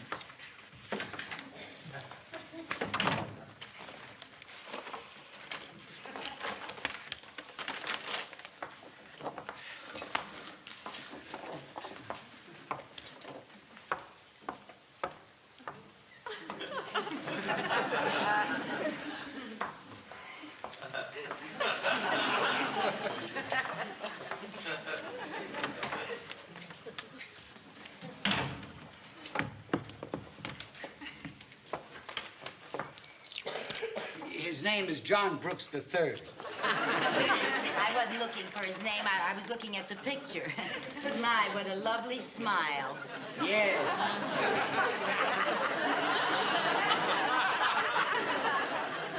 Would you like to be formally introduced? No, that isn't necessary. Well, okay. Well, if you insist. Mr. Brooks, here's your picture. Oh, say, you did a fine job, Harold. That looks just great. Yes, that frame is very becoming to Mona. Yes. Isn't it amazing what a $15 frame can do for a $1 print? True. So you two haven't actually met, have you? No, so we haven't. Mrs. Carmichael, may I present Mr. Brooks? How do you do? Glad to know you. Oh, nice to know you. That'll be $16.32 tax. Oh, yes, I've got it right here. Oh, say, a beginner's art class, eh? Can I still enroll? You sure can. Class starts tomorrow night. Would you like an application? Oh, I certainly would. I've been meaning to enroll in an art class for years. So have I. But, Mrs. Carmichael, you Never just said- mind, Harold. I mean, application, please. Oh, would you like to share my little desk? Oh, thank you. You know, the reason I have never enrolled in an art class before is because I've been so busy raising my 2 children all alone. Oh. Of course, you probably, your wife takes care of your children and all. Oh, no, I'm not married. Oh. Well, have you ever enrolled in an art class before? Oh, no, I don't even know if I have any talent. But I do believe that all of us have some sort of creativity bottled up inside of us. I feel the same way. In fact, I think this class might be just the thing to pop my cork. Yeah. Well, there you are. Yes, there you are. Well, very nice meeting you. Nice meeting you. I'll see you in class. Oh. Oh, thank you. Goodbye. Goodbye.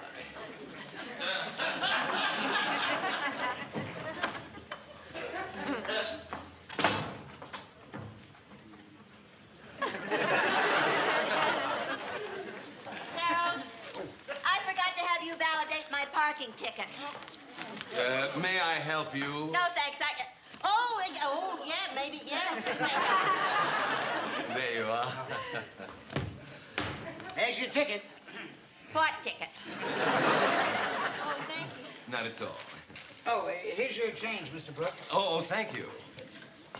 And I know you're going to get a lot of pleasure out of that art class. Oh, I'm sure I will. And it may give me a chance to meet some interesting people. I'll wrap this up for you. Oh, thanks. Pardon me. Yes. Dare I presume that you are new in town? That's right. Oh, well, I'm in charge of the Danfield welcome wagon. I can't imagine how we happen to miss you. I'll bring the wagon over if you'll just tell me when you and your wife will be home. Oh, but I'm not married. Oh, I'll bring my wagon right over. My name is Vivian Bagley. I'm John Brooks III.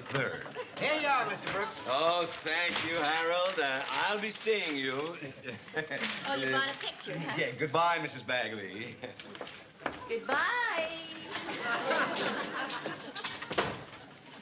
Harold, I wonder if I could... Here.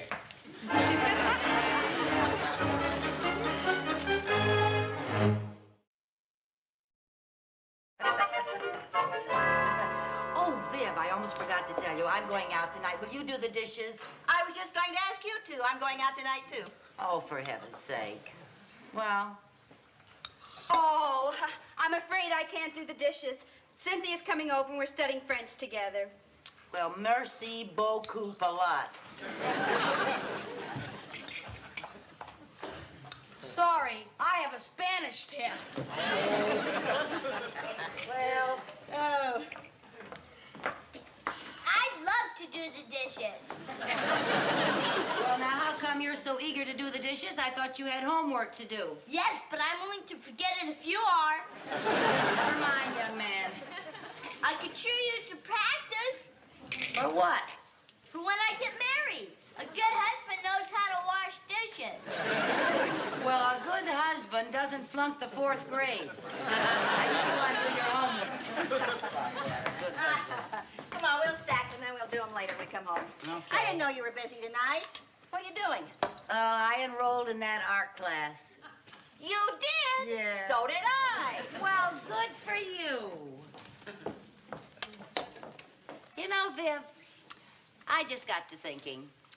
There's going to be a big cultural explosion in America, and I want to be a part of it. I met a cute man who enrolled, too. Oh, what a coincidence. 2 cute men in the same class. What's yours like? Well, he's kind of tall and terribly handsome. So's mine. And he has beautiful manners and a wonderful personality. So's mine. And he's just the perfect age for me. So's mine. And his name is John Brooks III. So's mine. John Brooks III? Now, look, Viv, I'll make you a deal. You give me John Brooks III, and you can have John Brooks IV, 5th, 6th, and 7th. Now it's gonna do it. All right, if that's the way you want it, then it's every woman for herself. You bet it is. All right, and no holds barred. No holds barred. That's right.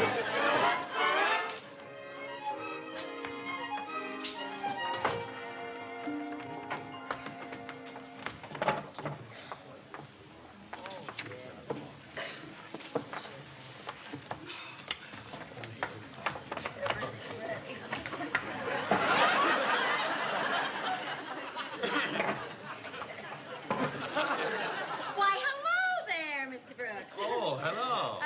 You remember me? We met here yesterday. I'm Vivian Bagley. Yes, nice seeing you again. Oh, it's nice to see you again, too. You got your pad and all ready to Yes, start? all my Everything? equipment. Oh, that's nice.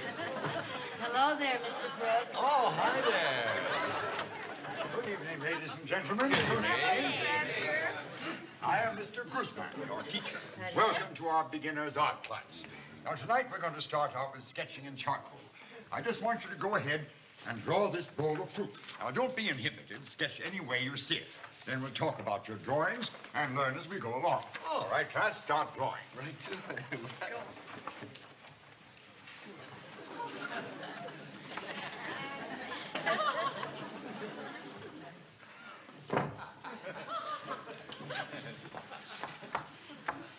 Would you mind changing seats with me, please? Well, I'll be glad to change with you, Mrs. Carmichael.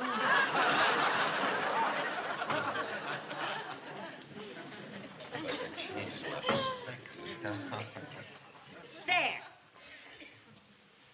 Well, that looks pretty good, Vivian. well, thank you. How come you don't draw what the rest of the class is drawing? Oh, I dropped my pencil. Well, that's all right. Get one off the table. There's plenty of them there. Oh, thank you. My, that's nice. That looks real. Sit down, dear.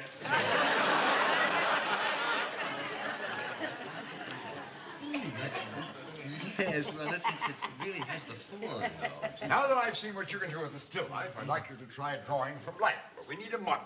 Who'll be a model? Oh. Would one of you like to pose for us? Would someone volunteer, please? One of the ladies or a gentleman makes no difference. Well, don't be shy. Lucy, is that a tear in your dress? Where? Under your arm there. Professor! Thank you, Mrs. Carmichael. Very nice of you to volunteer. Well, I really didn't. Oh, it's nothing. All you have to do is sit still so the class can sketch you. Well, I don't know. Oh, go ahead, Mrs. Carmichael. You have such wonderful cheekbones. Really? Carmichael, will you sit here, if you please? Let me take your pad and pencil.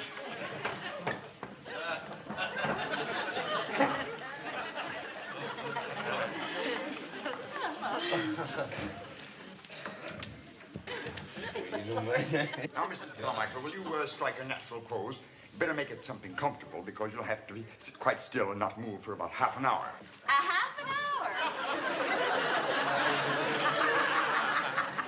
Mr. Brooks. Oh? Could you see my cheekbones from there? Oh, yeah. Don't move. That's it, class. Start drawing.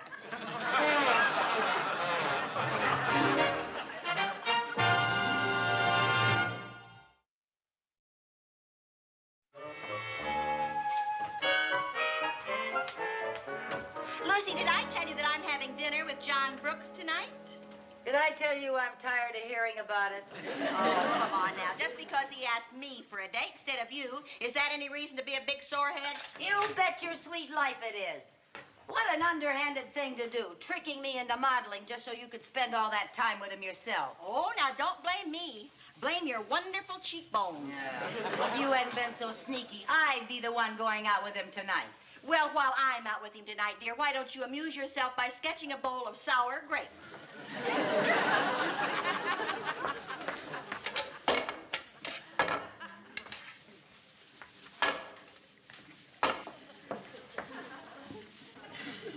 Yeah, well, you're right, Viv. I shouldn't be a sore loser. And just to prove to you that I'm not, I'll clean up the kitchen while you go get ready for your date. I am ready.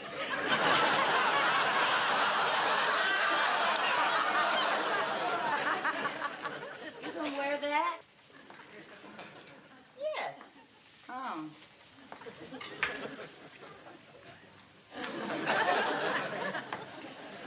I wonder how late Flo's beauty shop is open. I don't know why. I just thought perhaps you'd have time to go and get your hair done. I had my hair done this afternoon. Oh, I'm sorry, Viv. Yes, I see you did. Well, I guess even Flo has her off days. Well, I thought it looked pretty good. Of course, Flo did squeeze me in between appointments. Yeah. Look, dear, now you don't want to go out with him unless you're looking your best. Now, do you? Well, no. Now, why don't you call him? Tell him you have a headache. I'd be very glad to go in your place. Well, I thought... Oh, no, no. I'm keeping that date, and that's all there is to it. But that was a nice try, Lucy. Oh, dear heaven. Dress and hair. Oh, honestly, Lucy, why don't you give up? What's that? That is an apple pie for Johnny. That's an apple pie for Johnny. It's our dessert for tonight. We're going to dinner, and then we're going to an early movie. And then we're going to have pie and coffee at his apartment. His apartment? Uh-huh. He has to work late, so I'm going to take this pie over and put it in his oven to keep warm. And then I'm going to pick him up at his office. He has left the key under the mat for me. Don't wait up for me, dear. I may be very late.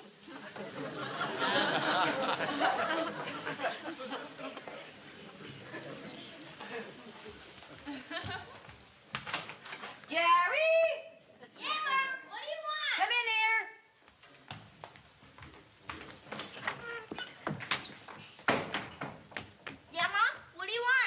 go to the store and get me 3 jars of hot peppers, 2 cans of anchovies, and 1 bottle of Tabasco sauce. I am going to bake an apple pie.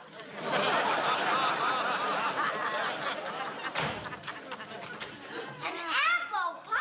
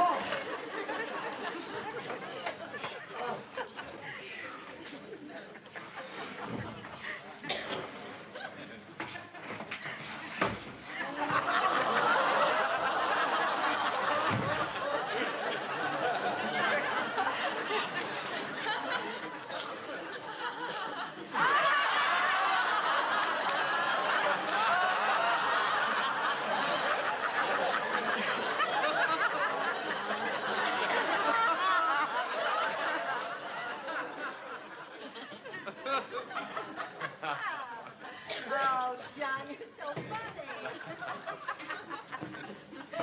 Oh, my. Can't you find the key?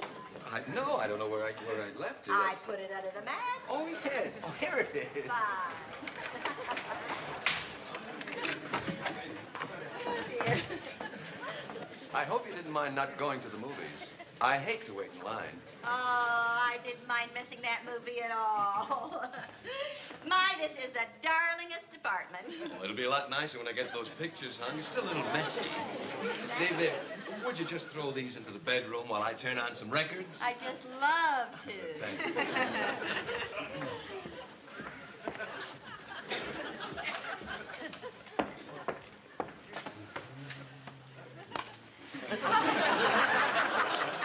Oh, say, Viv, there's something I want to tell you about my Mona Lisa. What's that? Well, you remember that day we met in the art store? Do I? Well, when I first saw the frame Harold put on it, I thought it was great.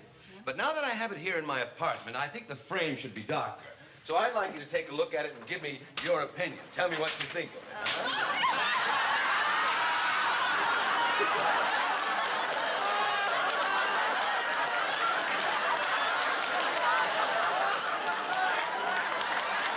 Well, tell me what you think of it.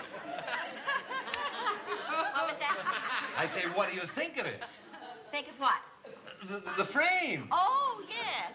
Oh, I think it's lovely. I wouldn't change a thing. Oh, good. Well, I'm glad you like it. Now, where do you think I should hang it? What do you think about that wall? Oh, that wall will just be fine. Or maybe this wall over here? Oh, I think it'd look beautiful on that wall.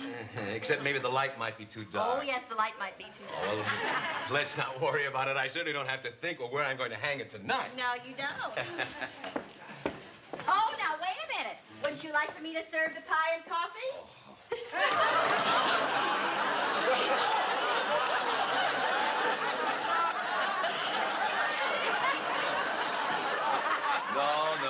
No pie and coffee for me. I had just a little too much dinner. Oh, my, that was a wonderful dinner. Wasn't it, though? It's just too bad you couldn't talk your friend, Mrs. Carmichael, into joining us. Oh, I tried to. I just begged her to come along. But you know, lately she doesn't seem to care much about going out. Oh? She seems perfectly content just to stay at home with her 2 children and her cats and her parrot. But you show me the rest of the apartment. I've only seen the living room and the bedroom, But and I noticed you had a terrace. I'd like to see your terrace. Well, Take another look at that picture. What? Mona Lisa is Mona Lucy. What? Do you mind if I have a little fun? No, go ahead. Oh, that really is a lovely terrace. Yeah, lovely view, too. I love the whole apartment.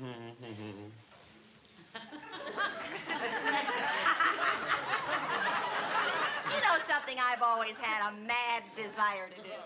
What's that? Paint a mustache on Mona Lisa. Right ahead. You don't mind if I do? Well, the print only cost $1. Oh, you are the best sport, Johnny. Oh, now let's see here. Oh, I always wanted to do this. I cannot tell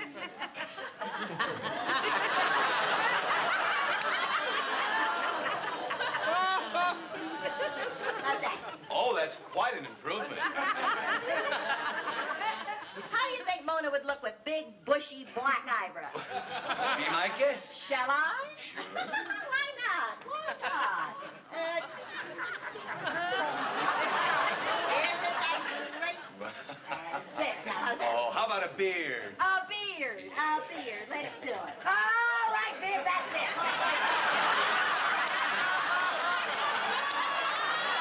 That's about it.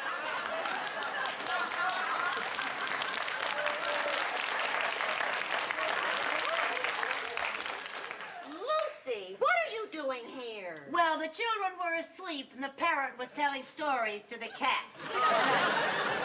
Oh, now, wait a minute. What happened to my Mona Lisa? Well, it's a long story. I'll tell you about it some other time. Oh, no, I'd like to hear about it right now. Well, I wouldn't want to tell it right now. Good night. Oh, now, just a moment. Now, I don't know what's going on between you two, but as long as you're here, why not stay for the dessert? Oh, no. She wouldn't want to do that. Would you, Lucy? I'd love to.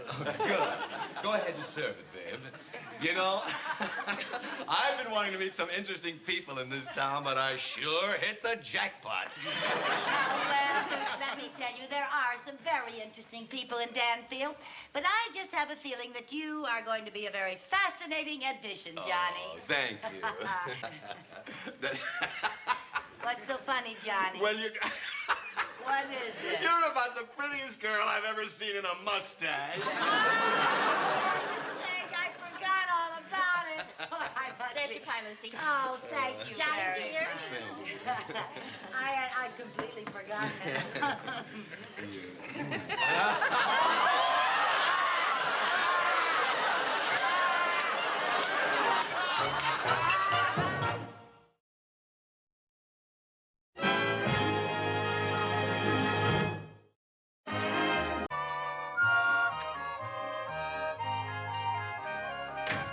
Is that you, Chris?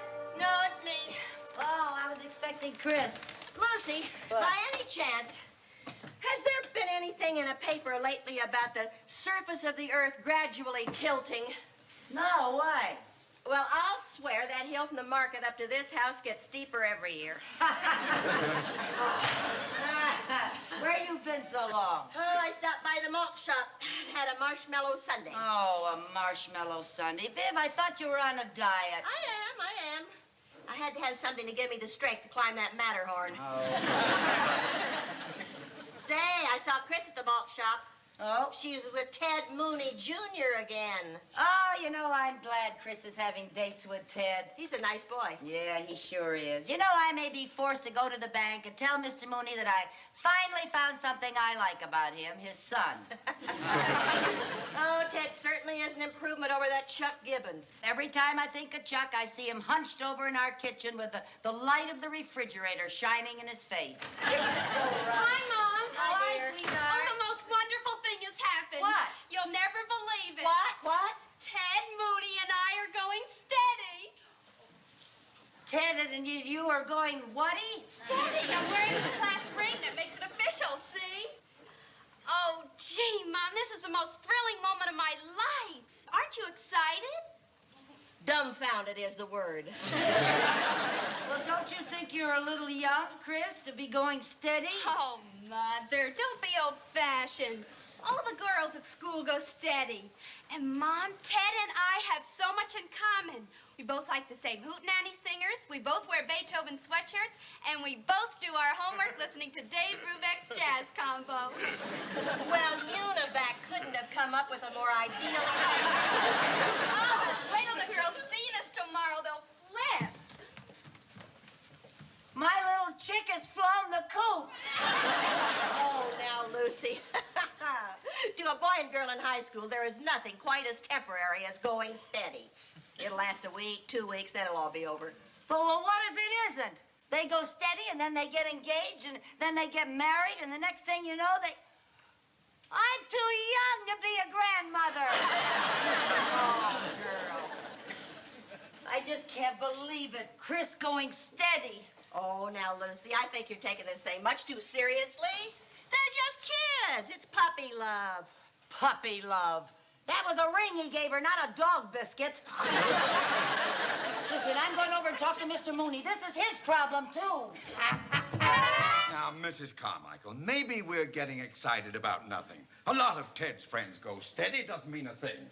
Why, a week from now, Ted and Chris may change their minds and go steady with somebody else. Well, suppose they don't change their minds.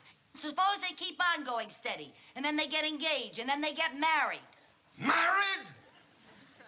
You mean you and I might be related? That's right. We have got to do something drastic. Like, we'll forbid them to ever see each other again. Right. We'll forbid them to see each other again. That... Oh, wait a minute. Wait a minute. We may be going at this all wrong. What do you mean? Well, you know how teenagers are. They resent parental authority. The minute you tell them not to do something, that's just what they're going to do. Point well taken. Then how should we go about nipping this thing in the bud? Reverse psychology. That's what we'll use. How? Well, we'll encourage them. We'll tell them we think it's wonderful that they're going steady. And if they care so much about each other, maybe they ought to get married. But we don't want them to get married. Oh, I know that. But don't you see, when we tell them to get married, they'll feel that they're in so deep, they'll get scared and call the whole thing off. Are you sure that's the way teenagers think? I'm positive. Weren't you ever a teenager? Of course. What do you think? Well, I thought maybe one day they opened the bank vault and out you pop. Full stingy. Very amusing.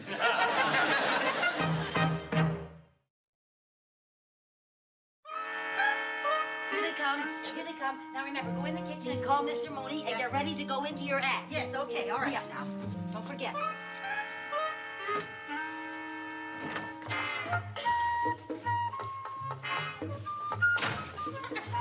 Hi, kids. Oh, hi, Mom. Hi, Mrs. Carmichael. Well, now, don't you be bashful in front of me.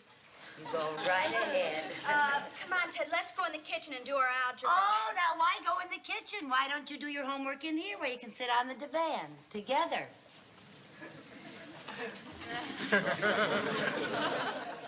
Oh, come now. Closer.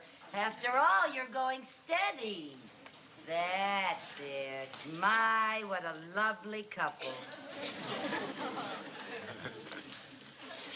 Go ahead, do your studying. Mom,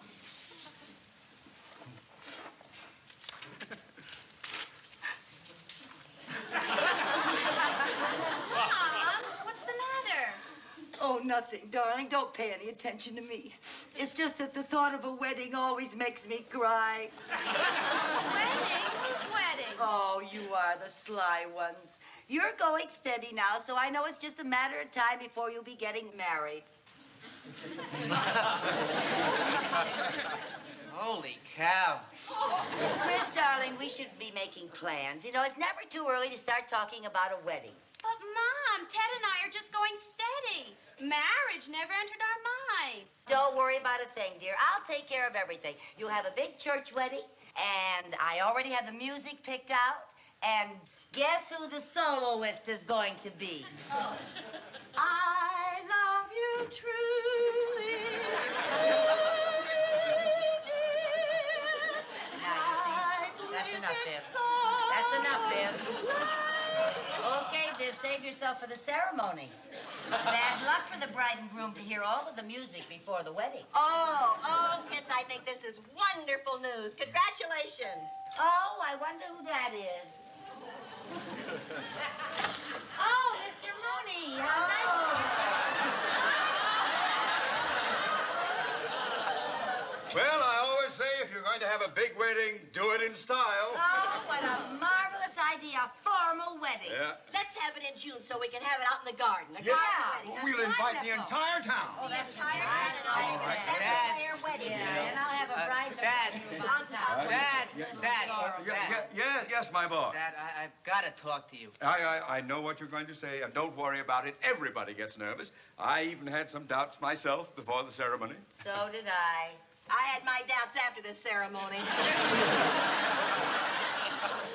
Dad, this whole thing of getting married is a pretty big surprise to me. Well, it came as a surprise to me, too, but the more I thought about it, the better I liked it. Just think, in no time at all, you'll be presenting me with my first grandchild. Holy cow! Oh, say, I just thought of something, Viv. Maybe Chris could wear my wedding dress. What do you think? I think she could. Just a few alterations here and there. Yeah, it's in a box in the garage. Let's go out and look for it. All right. Mr. Mooney, how would you like to come with us? I'm sure the kids have a lot to talk about. Oh, yeah.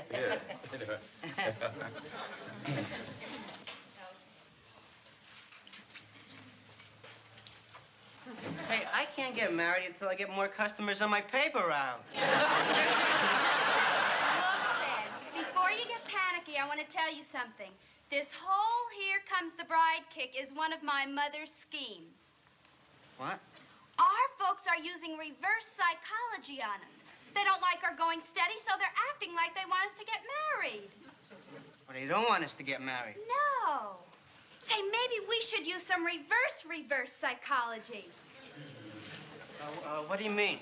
Well, we'll pretend that we like the idea of getting married and give them a good scare. Now, do what I do. Oh, Yeah, I think it'll work very well, yeah. Chris, I think you'll be a perfect dream in my wedding gown. Well, how are the bride and groom to be getting along? Oh, fine, Mr. Mooney. And we decided not to go steady anymore. Oh. Yes, we really weren't that serious, but after hearing all about the big wedding, we decided we would get married. Yeah, you see, married? Oh, we knew you'd be pleased, Mom, and we've got you to thank for the whole idea.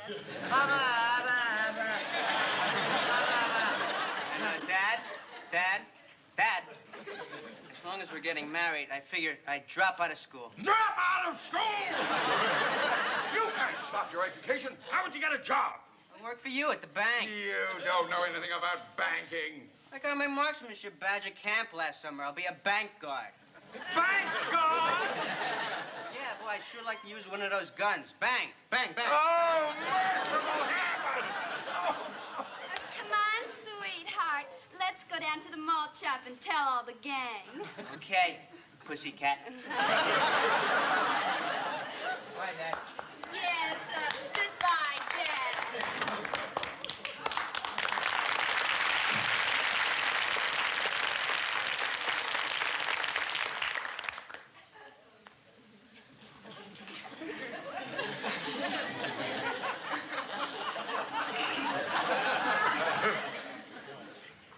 And now I would like to say a few words to the pussycat's mother.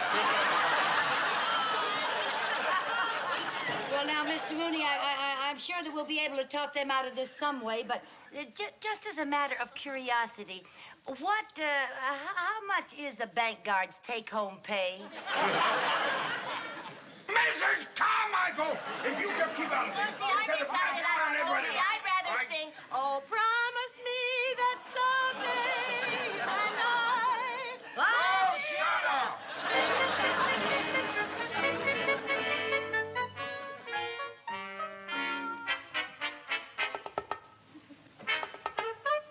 Oh, Mom. Yes, dear? I'm going over to Cynthia's house. Oh, honey, anything you want to tell me before you go? No, I don't think so. Oh. Well, have fun. Okay, bye-bye. Bye.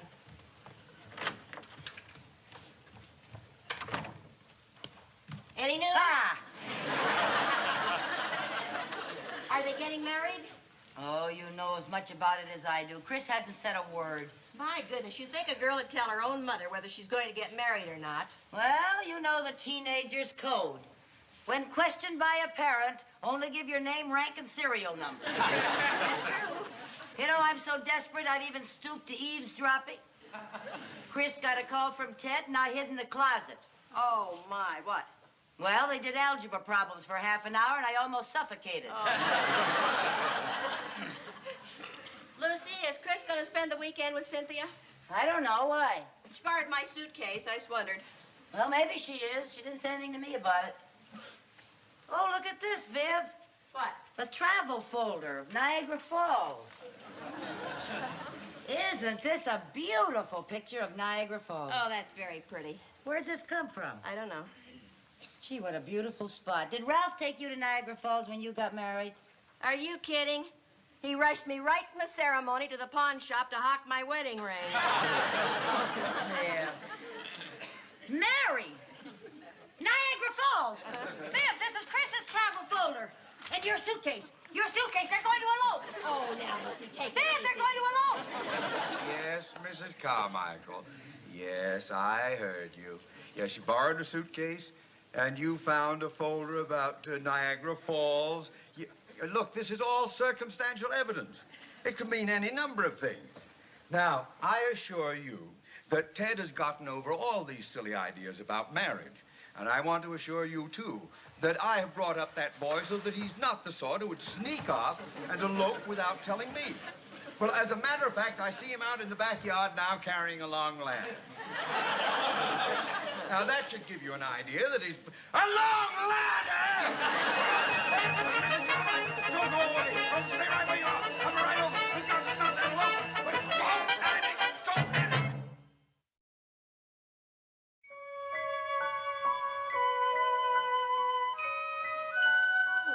Okay, Mr. Mooney, come on. Hurry up. Hurry up. Rope ladder. Give me your hand.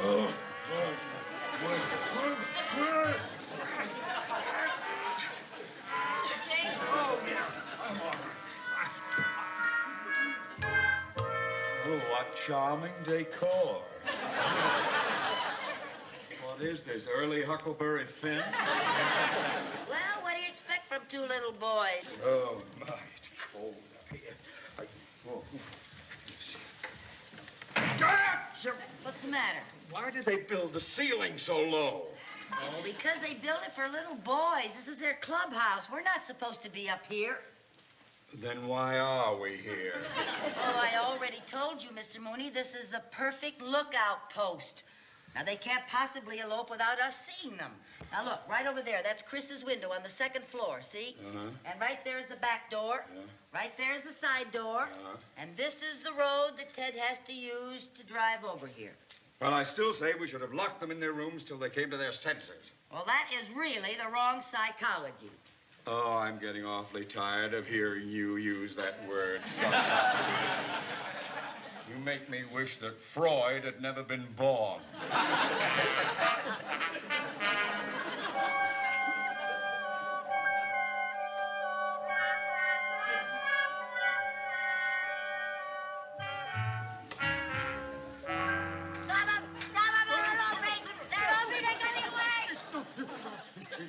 It's your turn to go on watch. Oh. Oh. What time is it? It's 2 o'clock in the morning. Oh. Wait till I get hold of that son of mine. If he's going to elope, he could do it at a decent hour. It's your turn to be on watch.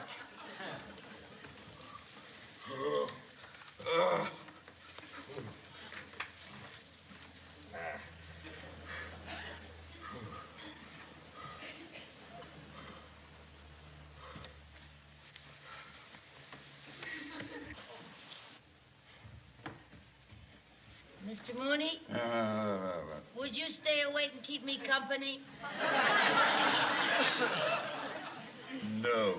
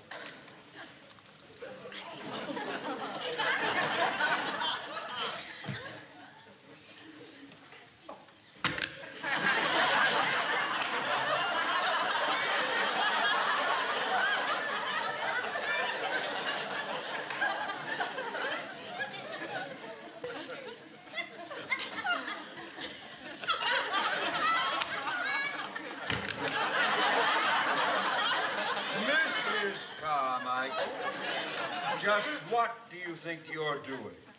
Cracking nuts. Where did you get them? I got them from that squirrel's deep freeze. Give me some. No, get your own.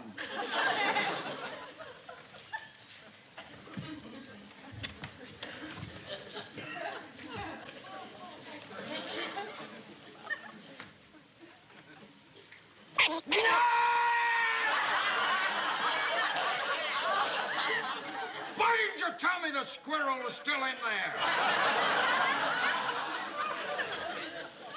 You didn't ask me. Oh.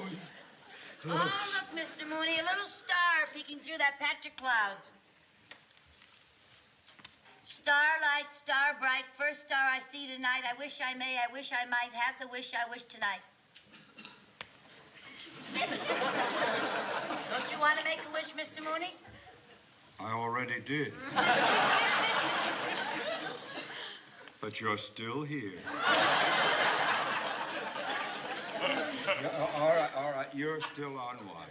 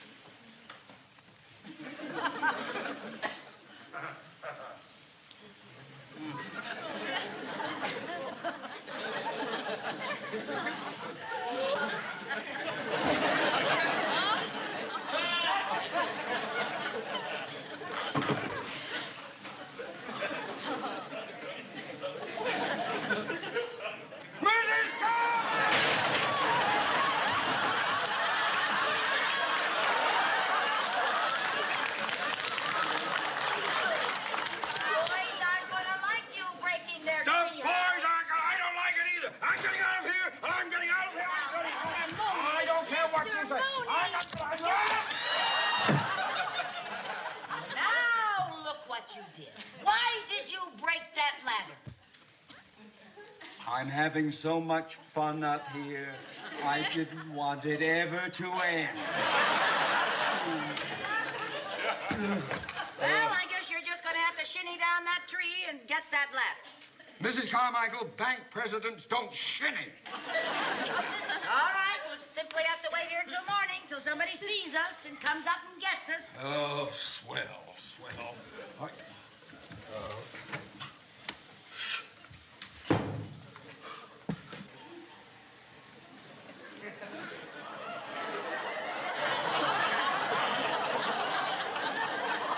Snowy. That's all we need. Well, at least they'll have a white elopement.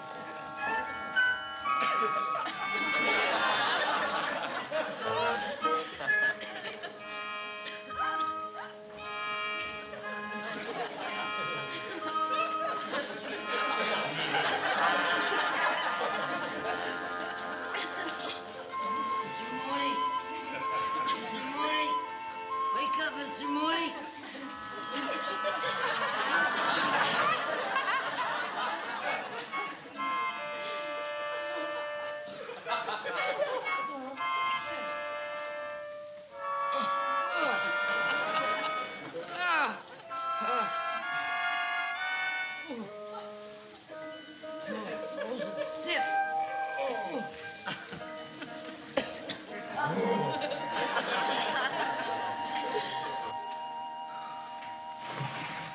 Mom, what are you doing up in the treehouse? Chris, you didn't elope last night. No, Ted and I had no intention of eloping. We were just playing a trick on you because you were using all that reverse psychology. Oh, have we got a couple of wonderful children? Mrs. Carmichael, if your fingers ever thaw out, I'm going to strangle you. What, honey? I've got to run, Mom. Aunt Viv's driving me to school. All right, sweetheart. See you later. Bye-bye. I told you, Mr. Mooney. I told you we had nothing. Chris! Chris, get us down from here! Viv! Oh, no! Viv, Jerry! Mrs. Carmichael! Mrs. Carmichael! What are you...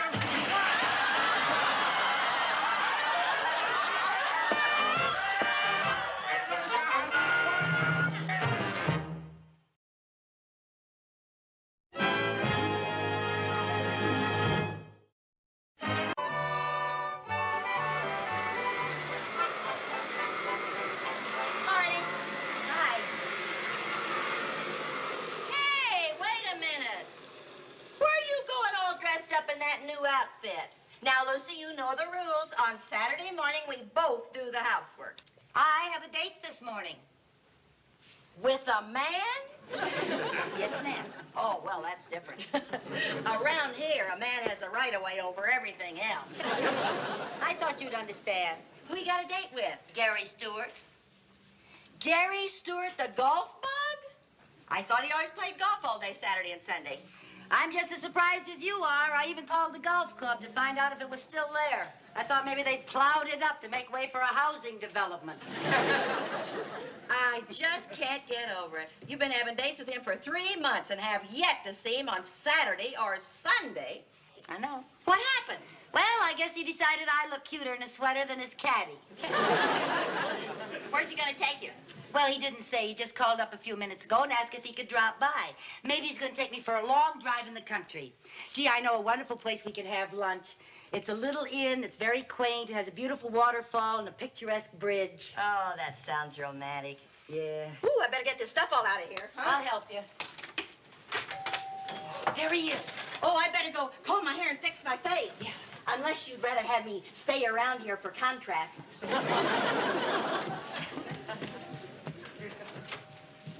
Hi, Luz. Hi, Gary. You mind if I turn on television? Television? Yeah, they're televising the Las Vegas golf tournament.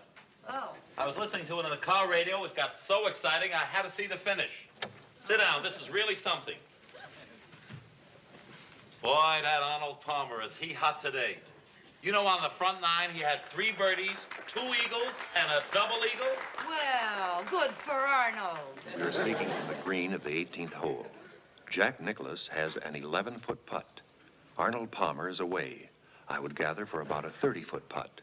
All Palmer has to do to walk off with top money is to sink that putt. Say, Gary, I was just thinking, after Palmer sinks this putt, maybe we could take a drive into the country. Shh. I was saying, after Palmer sinks this...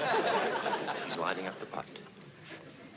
Sorry, Arnold. It's in. Palmer's the winner. He did it! He did it! Oh, he did it! Oh, what a game! What a game! Yeah.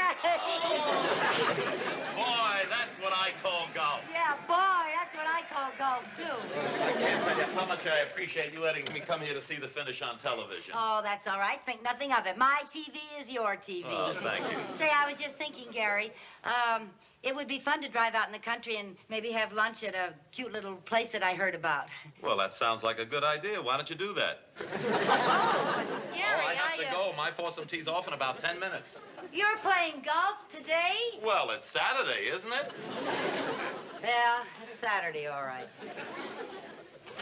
Oh, listen, don't forget about our date tonight. I'll pick you up at 7:30. Okay. Here I come, ready or not.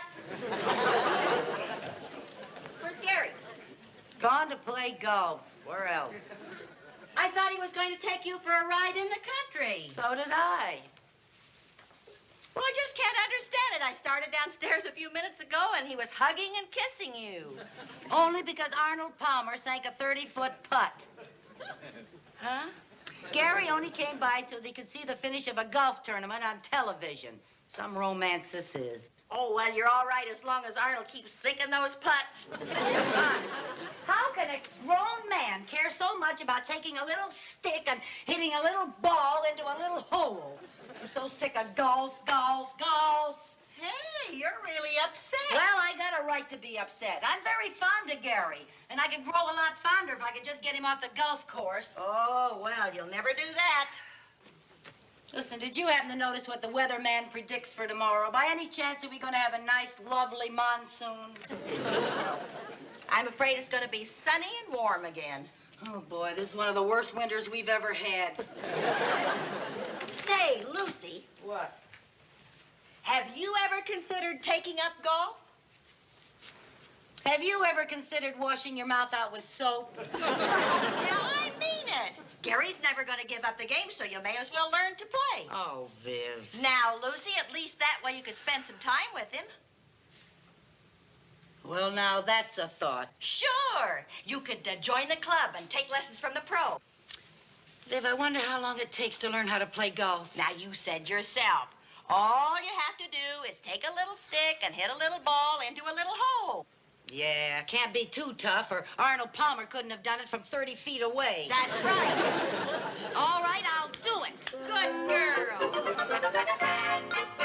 Good morning, Mrs. Carmichael. Oh, good morning, Mr. Carter. How was your game?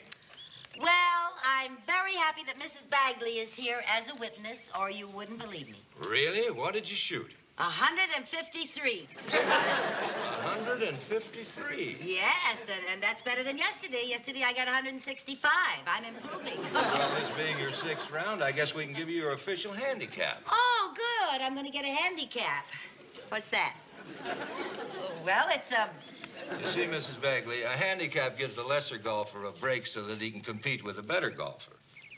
You see, Viv? Your handicap, Mrs. Carmichael, is 36. Is that good? Well, let me put it this way. It's the highest we give. Oh, you see, Viv, I got the highest, and I just started. Come on, let's freshen up. I want to go over and watch Gary tee off. Okay. Well, you'd better hurry up. He tees off in a few minutes. Okay. Lucy? What? Did you tell Gary you were taking lessons? Yes, and he was so thrilled. He said someday I can play in a foursome with him. He did? Uh-huh, soon as I break 100. That'll probably take me a couple weeks. Girl, I have an idea. By the time you break 100, you'll be too old to remember why you took up golf in the first place.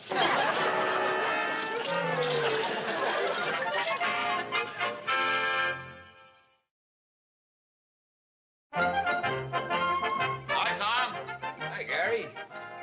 Hey, this is going to be some tournament. Practically every big-name golfer in the country is here. Yeah, we're going to make a bundle for charity.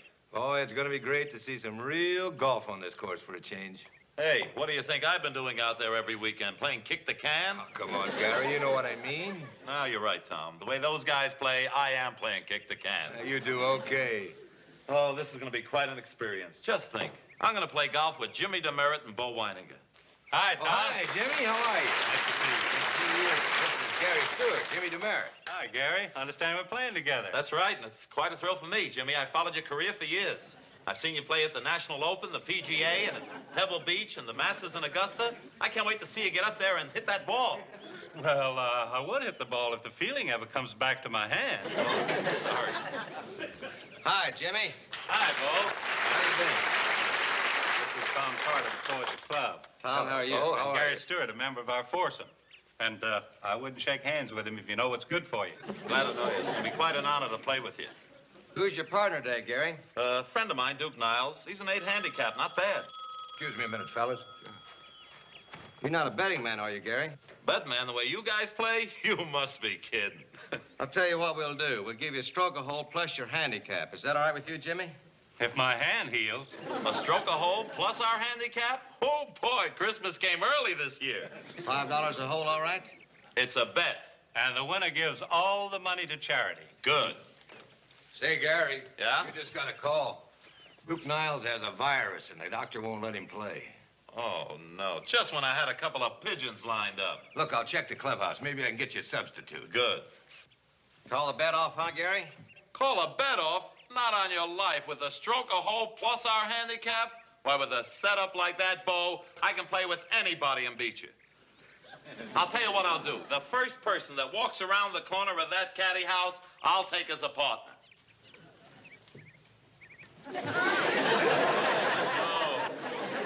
Hey, we're playing with a lady. That's no lady. That's Lucy. Gary, I came to see you tee off. Hey, miss, are you a member of the club? Oh, yes. Do you play golf? Yes, sir. Oh, now, just a minute, fellas. She doesn't really play. I do so. I've had 6 whole lessons. Welcome to our foursome. You mean you want me to play with you 3 in the tournament? That's right. Oh, I'd love to. Gary, the bet is on. Oh, now, just a minute, fellas. Chickening out? Lucy, this is Jimmy Demerit and Bo Weiniger. Nice to know you. You must be new at the club. Well, we've never played here before. Oh, well, I'm a beginner, too. I hope Gary doesn't mind playing with 3 duffers. Lucy, this is Jimmy Demerit and Bo Weiniger. Yes, I know, dear. It's going to be very nice playing with you. What's your handicap? Well, we don't have a handicap. Oh, that's too bad. Well, maybe you'll get one later on. I've only been playing 5 days, and I have a handicap of 36. So you see, fellas, she couldn't possibly... 36? And my handicap is 7, and you're giving us a stroke a hole? That gives us a handicap of 61. Gentlemen, shall we tee off? Now, just a moment, Gary. Chickening out? Gary, I hope I play well enough to make you proud of me. Lucy, you're my kind of woman. A perfect 36.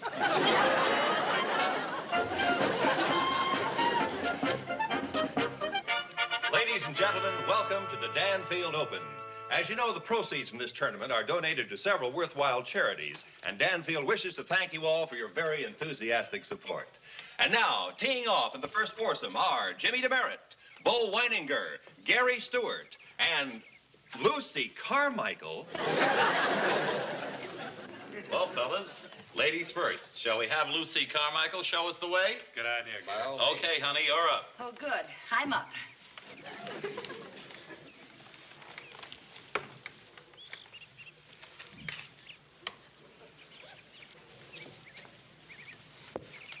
Firm grip. Firm grip. Arm straight. Eye on the ball. And warm up a little.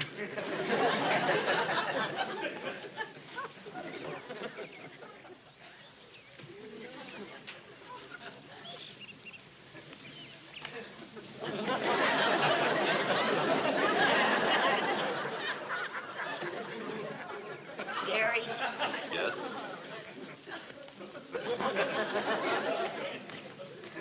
Gary, I've never played with a lot of people watching me before. Forget it. Don't pay any attention to them. Could you ask them to all close their eyes? Loosen up. Come on, relax. Okay.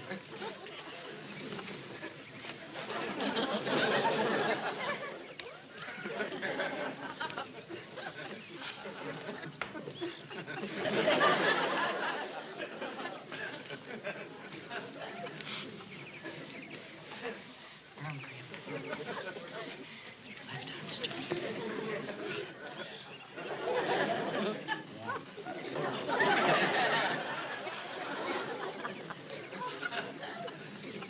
Say, maybe one of you gentlemen would like to go first. I don't think it's fair of a lady to take advantage of being a lady in a golf tournament. Okay. Jimmy, how about you showing us the way? Fine, Gary, if I still remember how.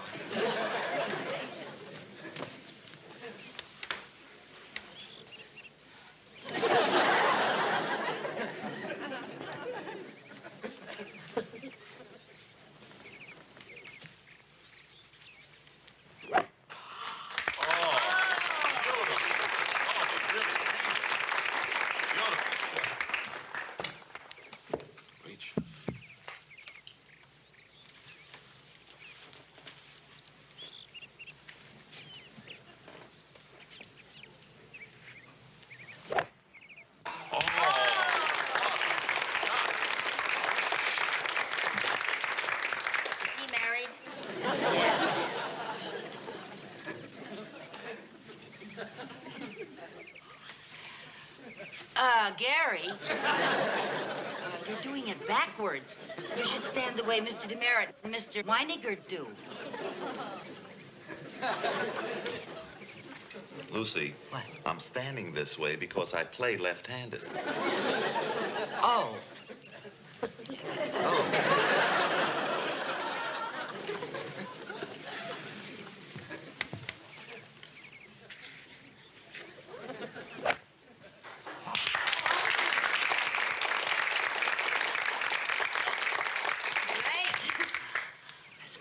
Okay, go ahead, Lucy. It's your turn.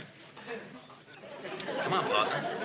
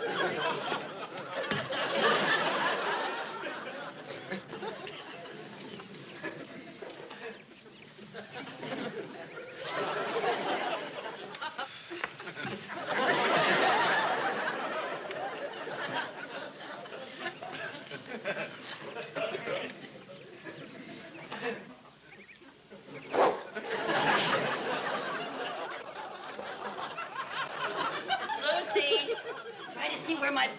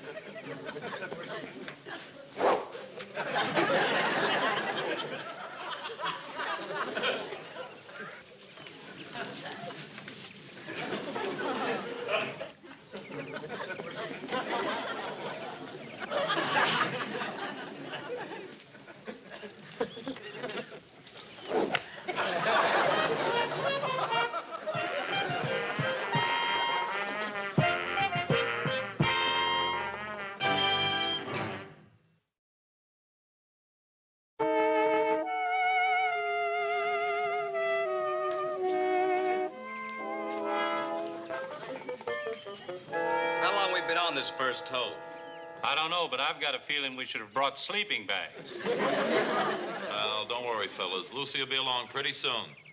What makes you so sure? We haven't even seen her for hours. To save time, why don't we put out? Isn't that against the rules? Who knows? We've been out here for so long, the rules have probably changed. Look, Gary, why don't you just pay off now? No chance. The game isn't over until the last snake is killed.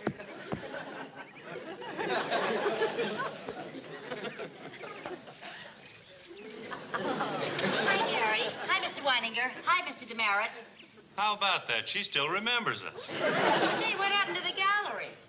They were here so long, they demanded a coffee break. Oh, where's Viv? She went on home, but she told me to tell you she'll leave a light in the window. Oh, okay. Well, what do we do now? You're away, Lucy. Put out. Oh, I'm away. Would you step back just a little, please?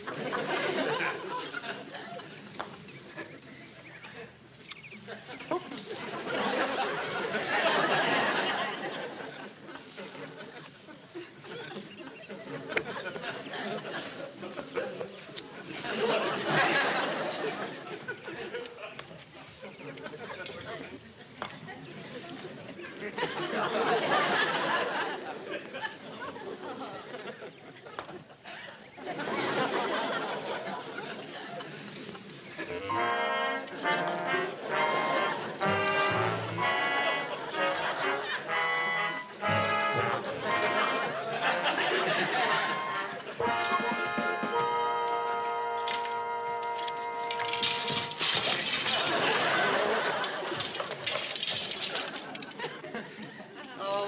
terribly sorry, Mr. Demerit. Oh, that's all right. It's very interesting. I haven't sliced in years. Well, I guess it's like swimming. Once you learn to slice, you never forget.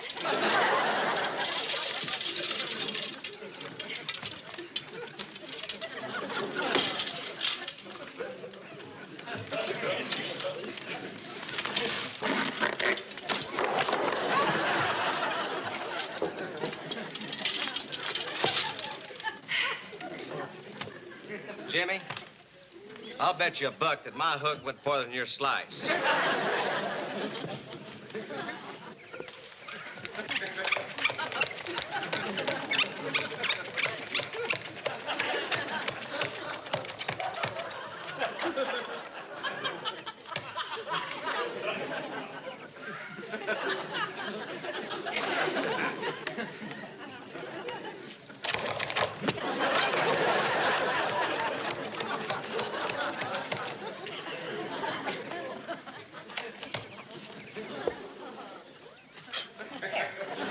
Lucy, Yeah. you're up. Oh. Which club do I use? This one. Oh, okay.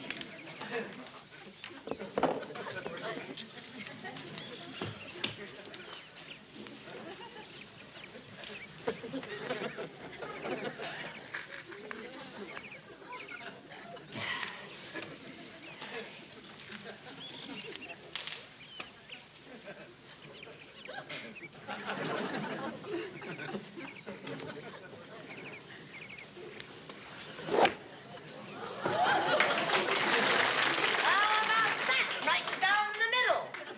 Come on, boys.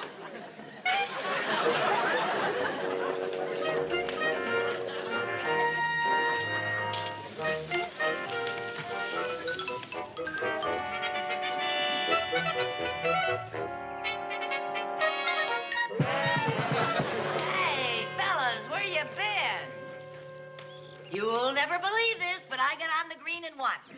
Oh, that's Marvy. Say, I forgot to ask what your scores were on that last hole. Do we have to tell? Well, of course you have to tell. This is a tournament. 10. Oh? 12.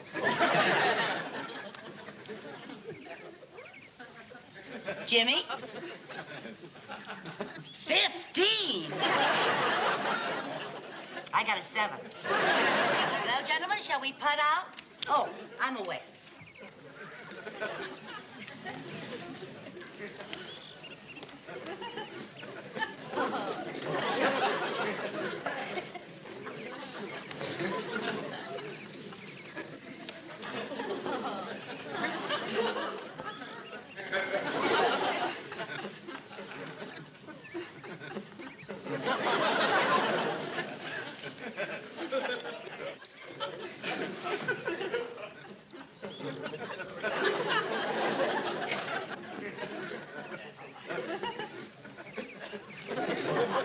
Lucy, who you kidding?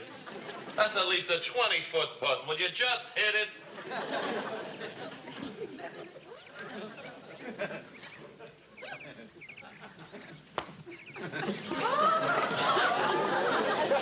I did it! I did it!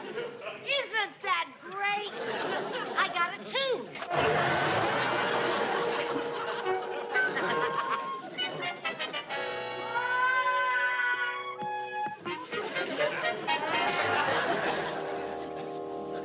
Hi, Lucy.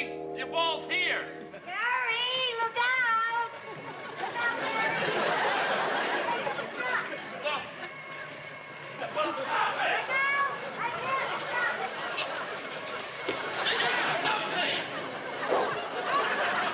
Well, you can't keep on around like that all day long, Lucy. You hit the ball, Lucy. Yeah. You really got it.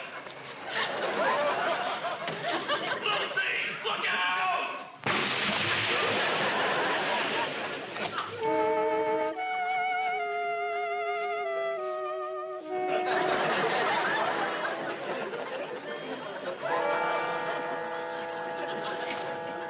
Here, you win the bet. What's that for? We haven't finished the game yet. We don't need to. Lucy's polo shot went right into the cup. We won? We won!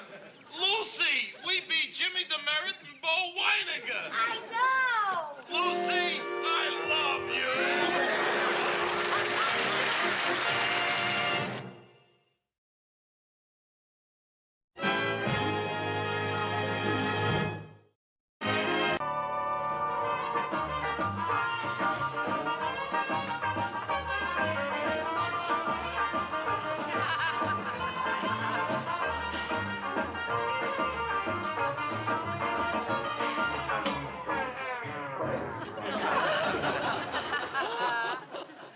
Is that anything to be doing in broad daylight?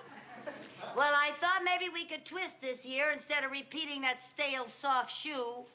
What are you talking about?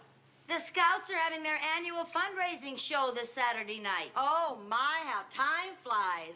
It seems like only yesterday that we laid that great big egg. Yeah, that's why I thought maybe we should do something different this year. Oh, listen, Lucy. Just for once, why can't we do what the other parents do? Sit in the audience, wincing and groaning. Let's face it, we're a couple of hams. I guess you're right. Mom? Hi, kid. Hi there. We've been working out the program, and we got most of the talent lined up. Oh, well, now, how does it feel to be big producers? It's fun. Yeah, there's no business like show business. Have you got a lot of talent lined up? Yeah. I'll be doing my dance number, and Jerry here's going to be master of ceremonies. Master of ceremonies? Well, that's quite a promotion. Now, the only thing we haven't got yet is an act to headline. A really big drawing card. That's where we need your help. Yeah, well, you'll be very happy to know that we have something new for you this year. Aunt Lucy?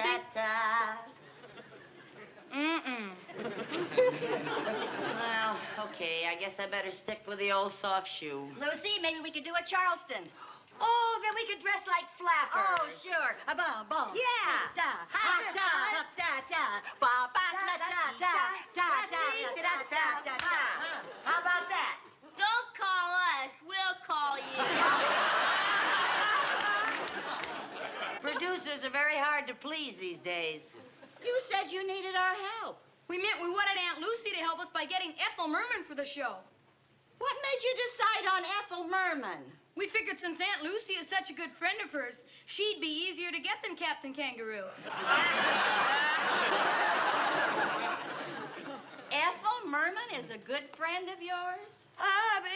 Sure. Don't you remember this Annie Get Your Gun album? To my friend Lucy, with kind appreciation, Ethel Merman. Oh, well, it might be kind of hard for me to get Ethel on such short notice. You know how busy celebrities are. But, Mom, you told me you were her very best friend, and there's nothing in the world she wouldn't do for you. I said that? It sounds like you. How about it, Aunt Lucy? Well, now, are you sure you wouldn't rather have me and your mom? The audience would get more for its money. There's two of us. There's only one of her. Please, Mom, this is our first big show, and we can't take a chance on unknowns. Unknowns? Will you get her for us, please, Mom? Well, I'll see what I can do, but please don't expect a miracle. I hope your feelings aren't hurt, but we're going to need you two for something a lot more important than acting. Oh, really? You want us to stage and produce the whole show? No, to sell tickets. Oh. Come on, let's get over to the auditorium. Yeah, that's right. Oh, boy. Well, Lucy, what do you hear from your old pal, the Merm? Well, now, I did meet her. Oh, sure. Where? In Rudy's record store while she was autographing these albums. When? 17 years ago. And she singled you out of the crowd for her undying friendship. Well, not exactly, but I was only 8 people away from her, and when I passed my money up to her and she passed my album back to me, she gave me a very sweet smile. Oh, well, if you gave me $5.95, I'd give you the sweetest smile you ever saw. Well, I better give her a call right now. Call her? She won't remember you. Why not? I remember her. For heaven's sake. Well, what am I gonna do? I don't want the boys to know I was fibbing. I promised to help them out. The best way you can help him out is to sell tickets. Oh. Come on now. Let's get dressed and go down and see Mr. Mooney and ask him if he'll let a couple of unknowns sell tickets in his bank. Oh, all right. Ethel Merman is your best friend. Well, now, I didn't say that. She is my best. I know you're not.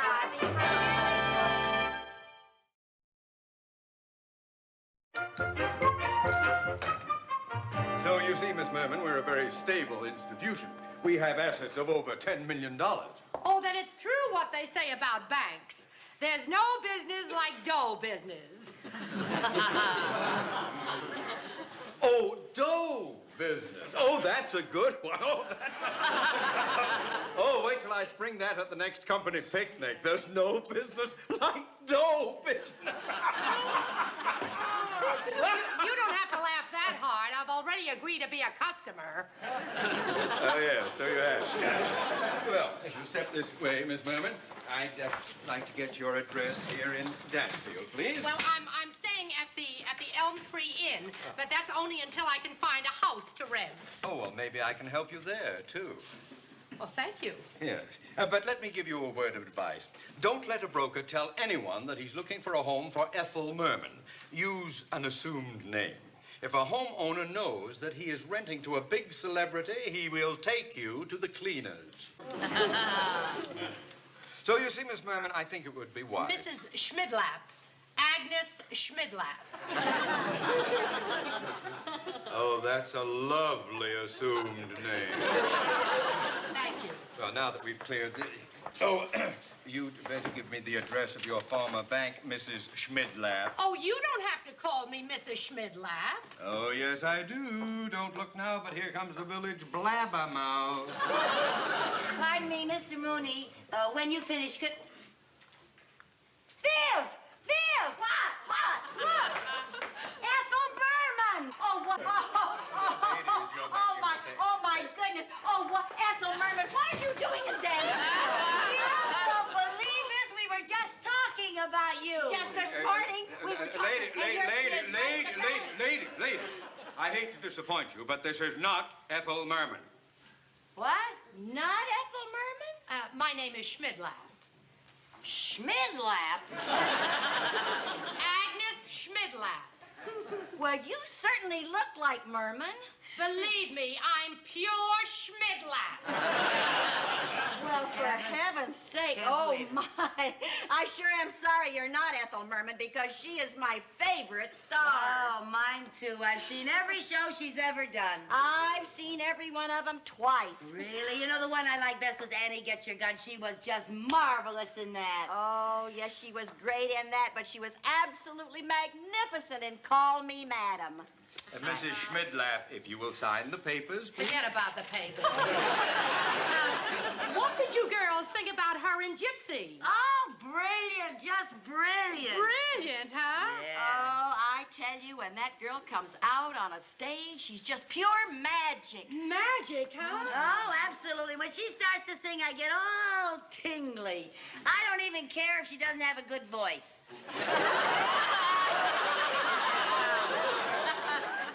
Let's sign those papers now.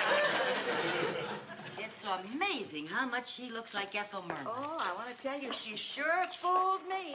Gee. Hey, Viv. Uh-huh. Listen, if she fooled us, she would certainly fool Jerry and Sherman, right? What are you getting at? Maybe I could get her to drop by the house and introduce her to the boys as my dear friend Ethel Merman. And then when they ask her if she can be in their show, she can say that she's terribly sorry. She's too busy. You know, that way I'll save face with the kids, and then you and I can step into the show as headliners, and everybody wins. Everybody but the people in the audience. Oh, stop. Now, Lucy, what makes you think that Agnes Schmidlap would go through all that bother? You're a total stranger. Oh, now, don't worry, Viv. I know how we can reach her. We? All right, how I can reach her. Okay, now, while you're trying to reach Mrs. Schmidlap, I'll reach Mr. Mooney about helping us with the tickets. Well, I think that takes care of everything, Mrs. Schmidlap. Thank you. You sure do look like her. Pardon me. Pardon me, could I talk to you for a minute? Honey, how would you like to make $5? $5?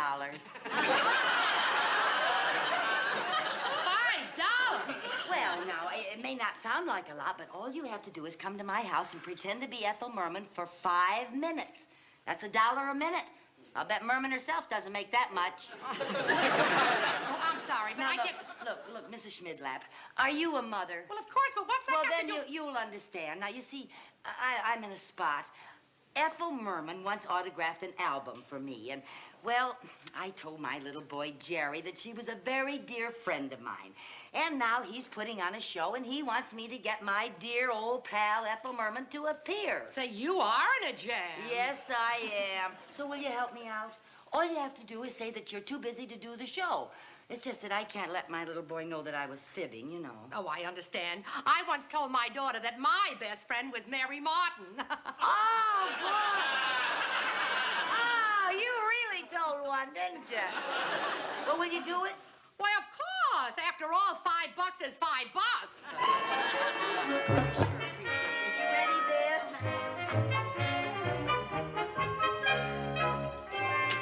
Here we are, Agnes. Just put your things there, dear. Now, remember, you just pretend you're Ethel Merman and leave the rest to me. Jerry!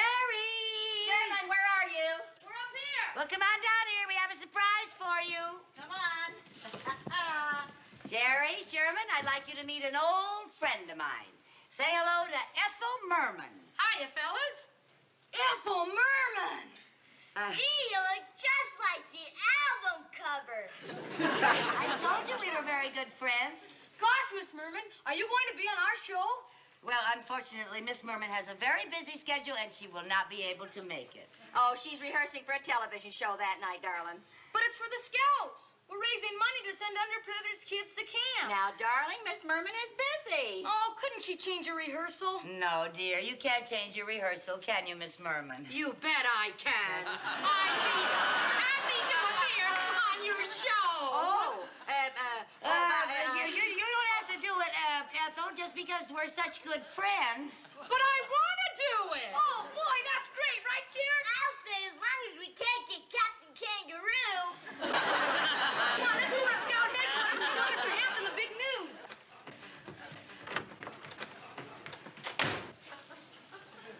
Mrs. Schmidlap. Just what do you think you're doing? Well, you didn't tell me it was for underprivileged kids. It's for a great cause, and I want to help. Well, if you want to help, why are you fouling up the show? Those kids think they're going to get Ethel Merman, and they're not getting Ethel Merman. Do you know that I'm really surprised? You look like such a decent sort. Now, wait a minute. Maybe we could fool everybody. I look like her. Maybe I could sound like her. Oh, for come gosh now. sake. Well, maybe I could. Oh, come on. Look, Agnes, just because a couple of people happen to think that you look like Ethel Merman, don't get carried away. You sing like her. Hey, Viv. Viv. Maybe we could get away with it. Oh, are you kidding? No, now listen. I certainly don't want to have to tell those boys that she's a fake. No? Now listen. We could let her do one song at the end of the show. You know, and if the crowd gets ugly, we can sort of hustle her out the back door. And I could have you waiting in the car with a motor running. It's worth a try. Hey, can you sing it all?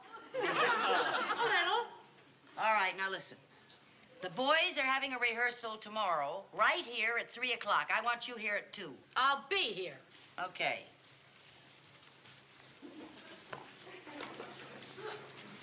Agnes. I don't know what your little game is, but $5 is my limit. Oh, I couldn't take money for this. Give it to the Scouts. All right, that's more like it. See you tomorrow, too. Okay.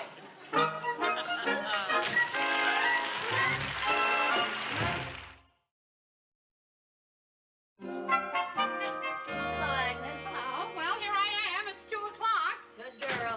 Let me take your coat. Sure. Well, I suppose you're you're wondering why I asked you to come an hour early. I'm dying to know. I'm going to teach you to sing like Ethel Merman. In 1 hour? Why not?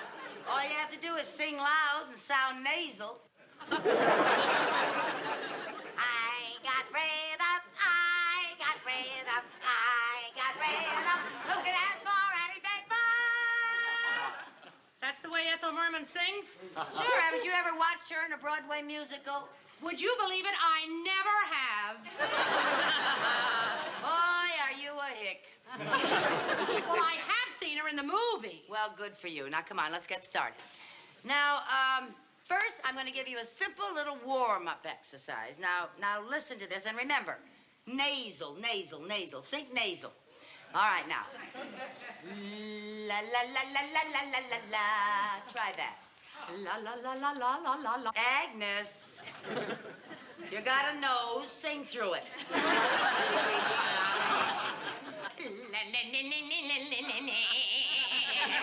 Oh, boy, have we got a lot of work to do. Haven't you ever had any singing lessons? Never. I believe it. Have you? How'd you think I learned to sing like this? I'm sure it wasn't easy. I happen to take lessons from the famous Dr. Gitterman. Who? You have never heard of Dr. Gitterman of the Danfield Academy of Voice? No. But what do you expect from a hick? Okay, let's get started. Now, look, Agnes.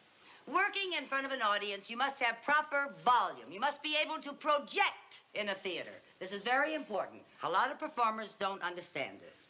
All right, now, Dr. Gitterman has a wonderful exercise to develop volume in the voice. Now, I want you to say, oh, do that. Oh. All right.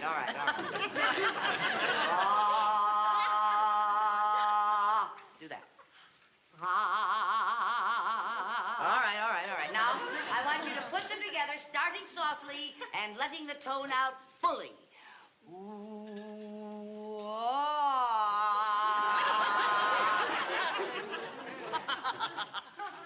Ooh,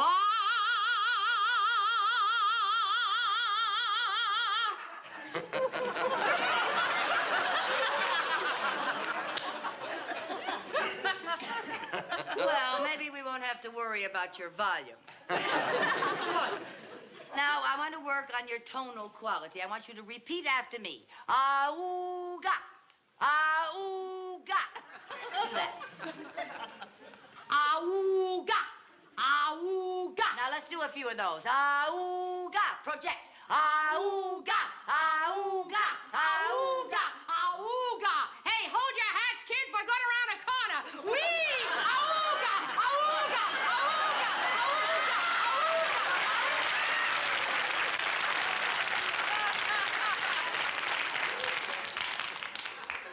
Agnes, singing is a very serious business. I'm sorry. Now, I want you to chew your tongue and hum. Chew my tongue and hum. That's right. Now, listen. All in here, very nasal. All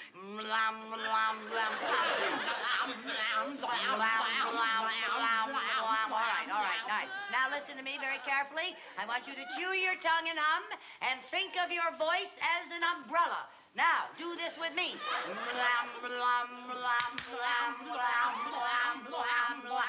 open it up.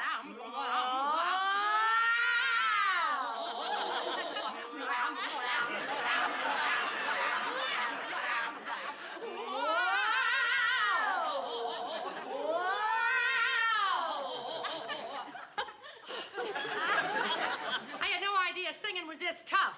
You bet. It took years of practice to get my voice where it is today. But don't feel too bad, Agnes. Some of us have it, and some of us don't. Well, maybe with a little practice, I'll get lucky. Well, maybe. We got a lot of work to do. That's Lucy, all I know. Lucy. never go. Oh, I just came from the bank. May I see you for a minute in the kitchen? Not now, Viv. Later, Lucy, honey. Lucy, this is very Viv. important. I think I I know something that you ought to know. Viv, later you're interrupting, dear. Lucy, this is very important. Well, Viv, it'll have to wait. We are in a big jam. I'm never going to be able to teach Agnes to sing like Ethel Merman in time for the show. Lucy, if you... What is the matter with you? Now sit down, will you? I'll talk to you later. Good heavens, girl. Okay. Have it your own way. Now then. Oh, boy, I don't know. Oh, wait a minute. Why didn't I think of this before? You know what we're going to do? We're going to play one of Merman's records backstage while you stand in front of the curtain and mouth the words. You think you can handle that, Agnes? I'll try. All right. Lucy! Evan, please, another time. All right, now, you better watch me first, because I know all the things that the Merm does. I know just the way she stands, all the things she does with her hands and everything. Now, you watch me. All right, now play. I got rhythm. I got music. I got my man who can ask for anything more. I got daisies in green pastures. I got my man who can ask for anything more. An old man trouble, say I don't mind him, 'cause you won't find him round my door.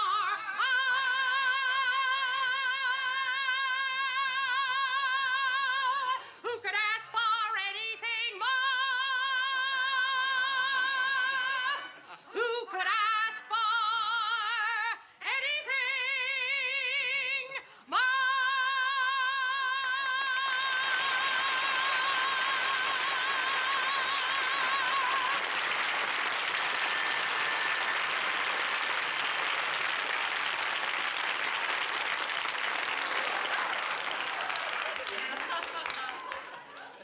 That's what I was trying to tell you. Oh, I have never been so embarrassed in my life. Oh, forget it, Lucy. You give wonderful singing lessons. Oh, Agnes, why didn't you tell us you were Ethel Merman? Well, it was all Mr. Mooney's idea. I'm going to rent a house here. And he told me if I used my real name, the price would go up. Oh, that Mr. Mooney. He thinks everybody's as money mad as he is. Say, we better get going. I better get my number started for the scout show. You mean you're still going to be in the show? Well, if it's good enough for Agnes Schmidlap, it's good enough for me. Thank you. Thank you. Ethel, this is going to be the nicest thing that ever happened to this gal. Oh, it sure is. Who's that? Oh, Mrs. Carmichael. Oh, may I speak to Mrs. Schmidlap for a few minutes, please? You can drop that Schmidlap routine. Oh, you know who she really is, eh? Yes, I do. And thanks to you, I made a complete fool of myself. You can't pin that on me. I just moved to town a year ago. Excuse me. Now, Mrs. Schmidlap, Miss Merman, I dropped over to tell you that I found a house for you. Wonderful. And the rent is very reasonable since I got to the owners before these two put it on the local teletype. There's just one drawback. The house won't be available right away. Oh, that's okay. I'll stay at the Elm Tree Inn. Oh, nonsense. You can stay with us. Oh, I couldn't impose like that.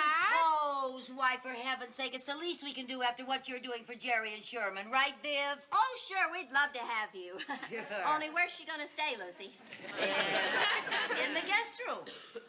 The guest room? Yes, the blue room with the chintz drapes. That sounds like my room. Now, wait a minute. I don't want to put Vivian out of her room. Oh, now she wants you to. She wants to have something to tell her grandchildren. She wants to be able to tell them that the great Ethel Merman slept in her bed. Don't you, Viv? Yeah, I was wondering what I was going to tell my grandchildren. Well, if you insist. You know, to tell you the truth, I'm awfully sick of hotels. Yes, well, then it's all settled. Mr. Mooney, how long are we going to have the pleasure of having a big Broadway star under our roof? Yes, how long are we going to have that pleasure? Oh, not very long. The present tenants will be out in 3 or 4 weeks. Thank you.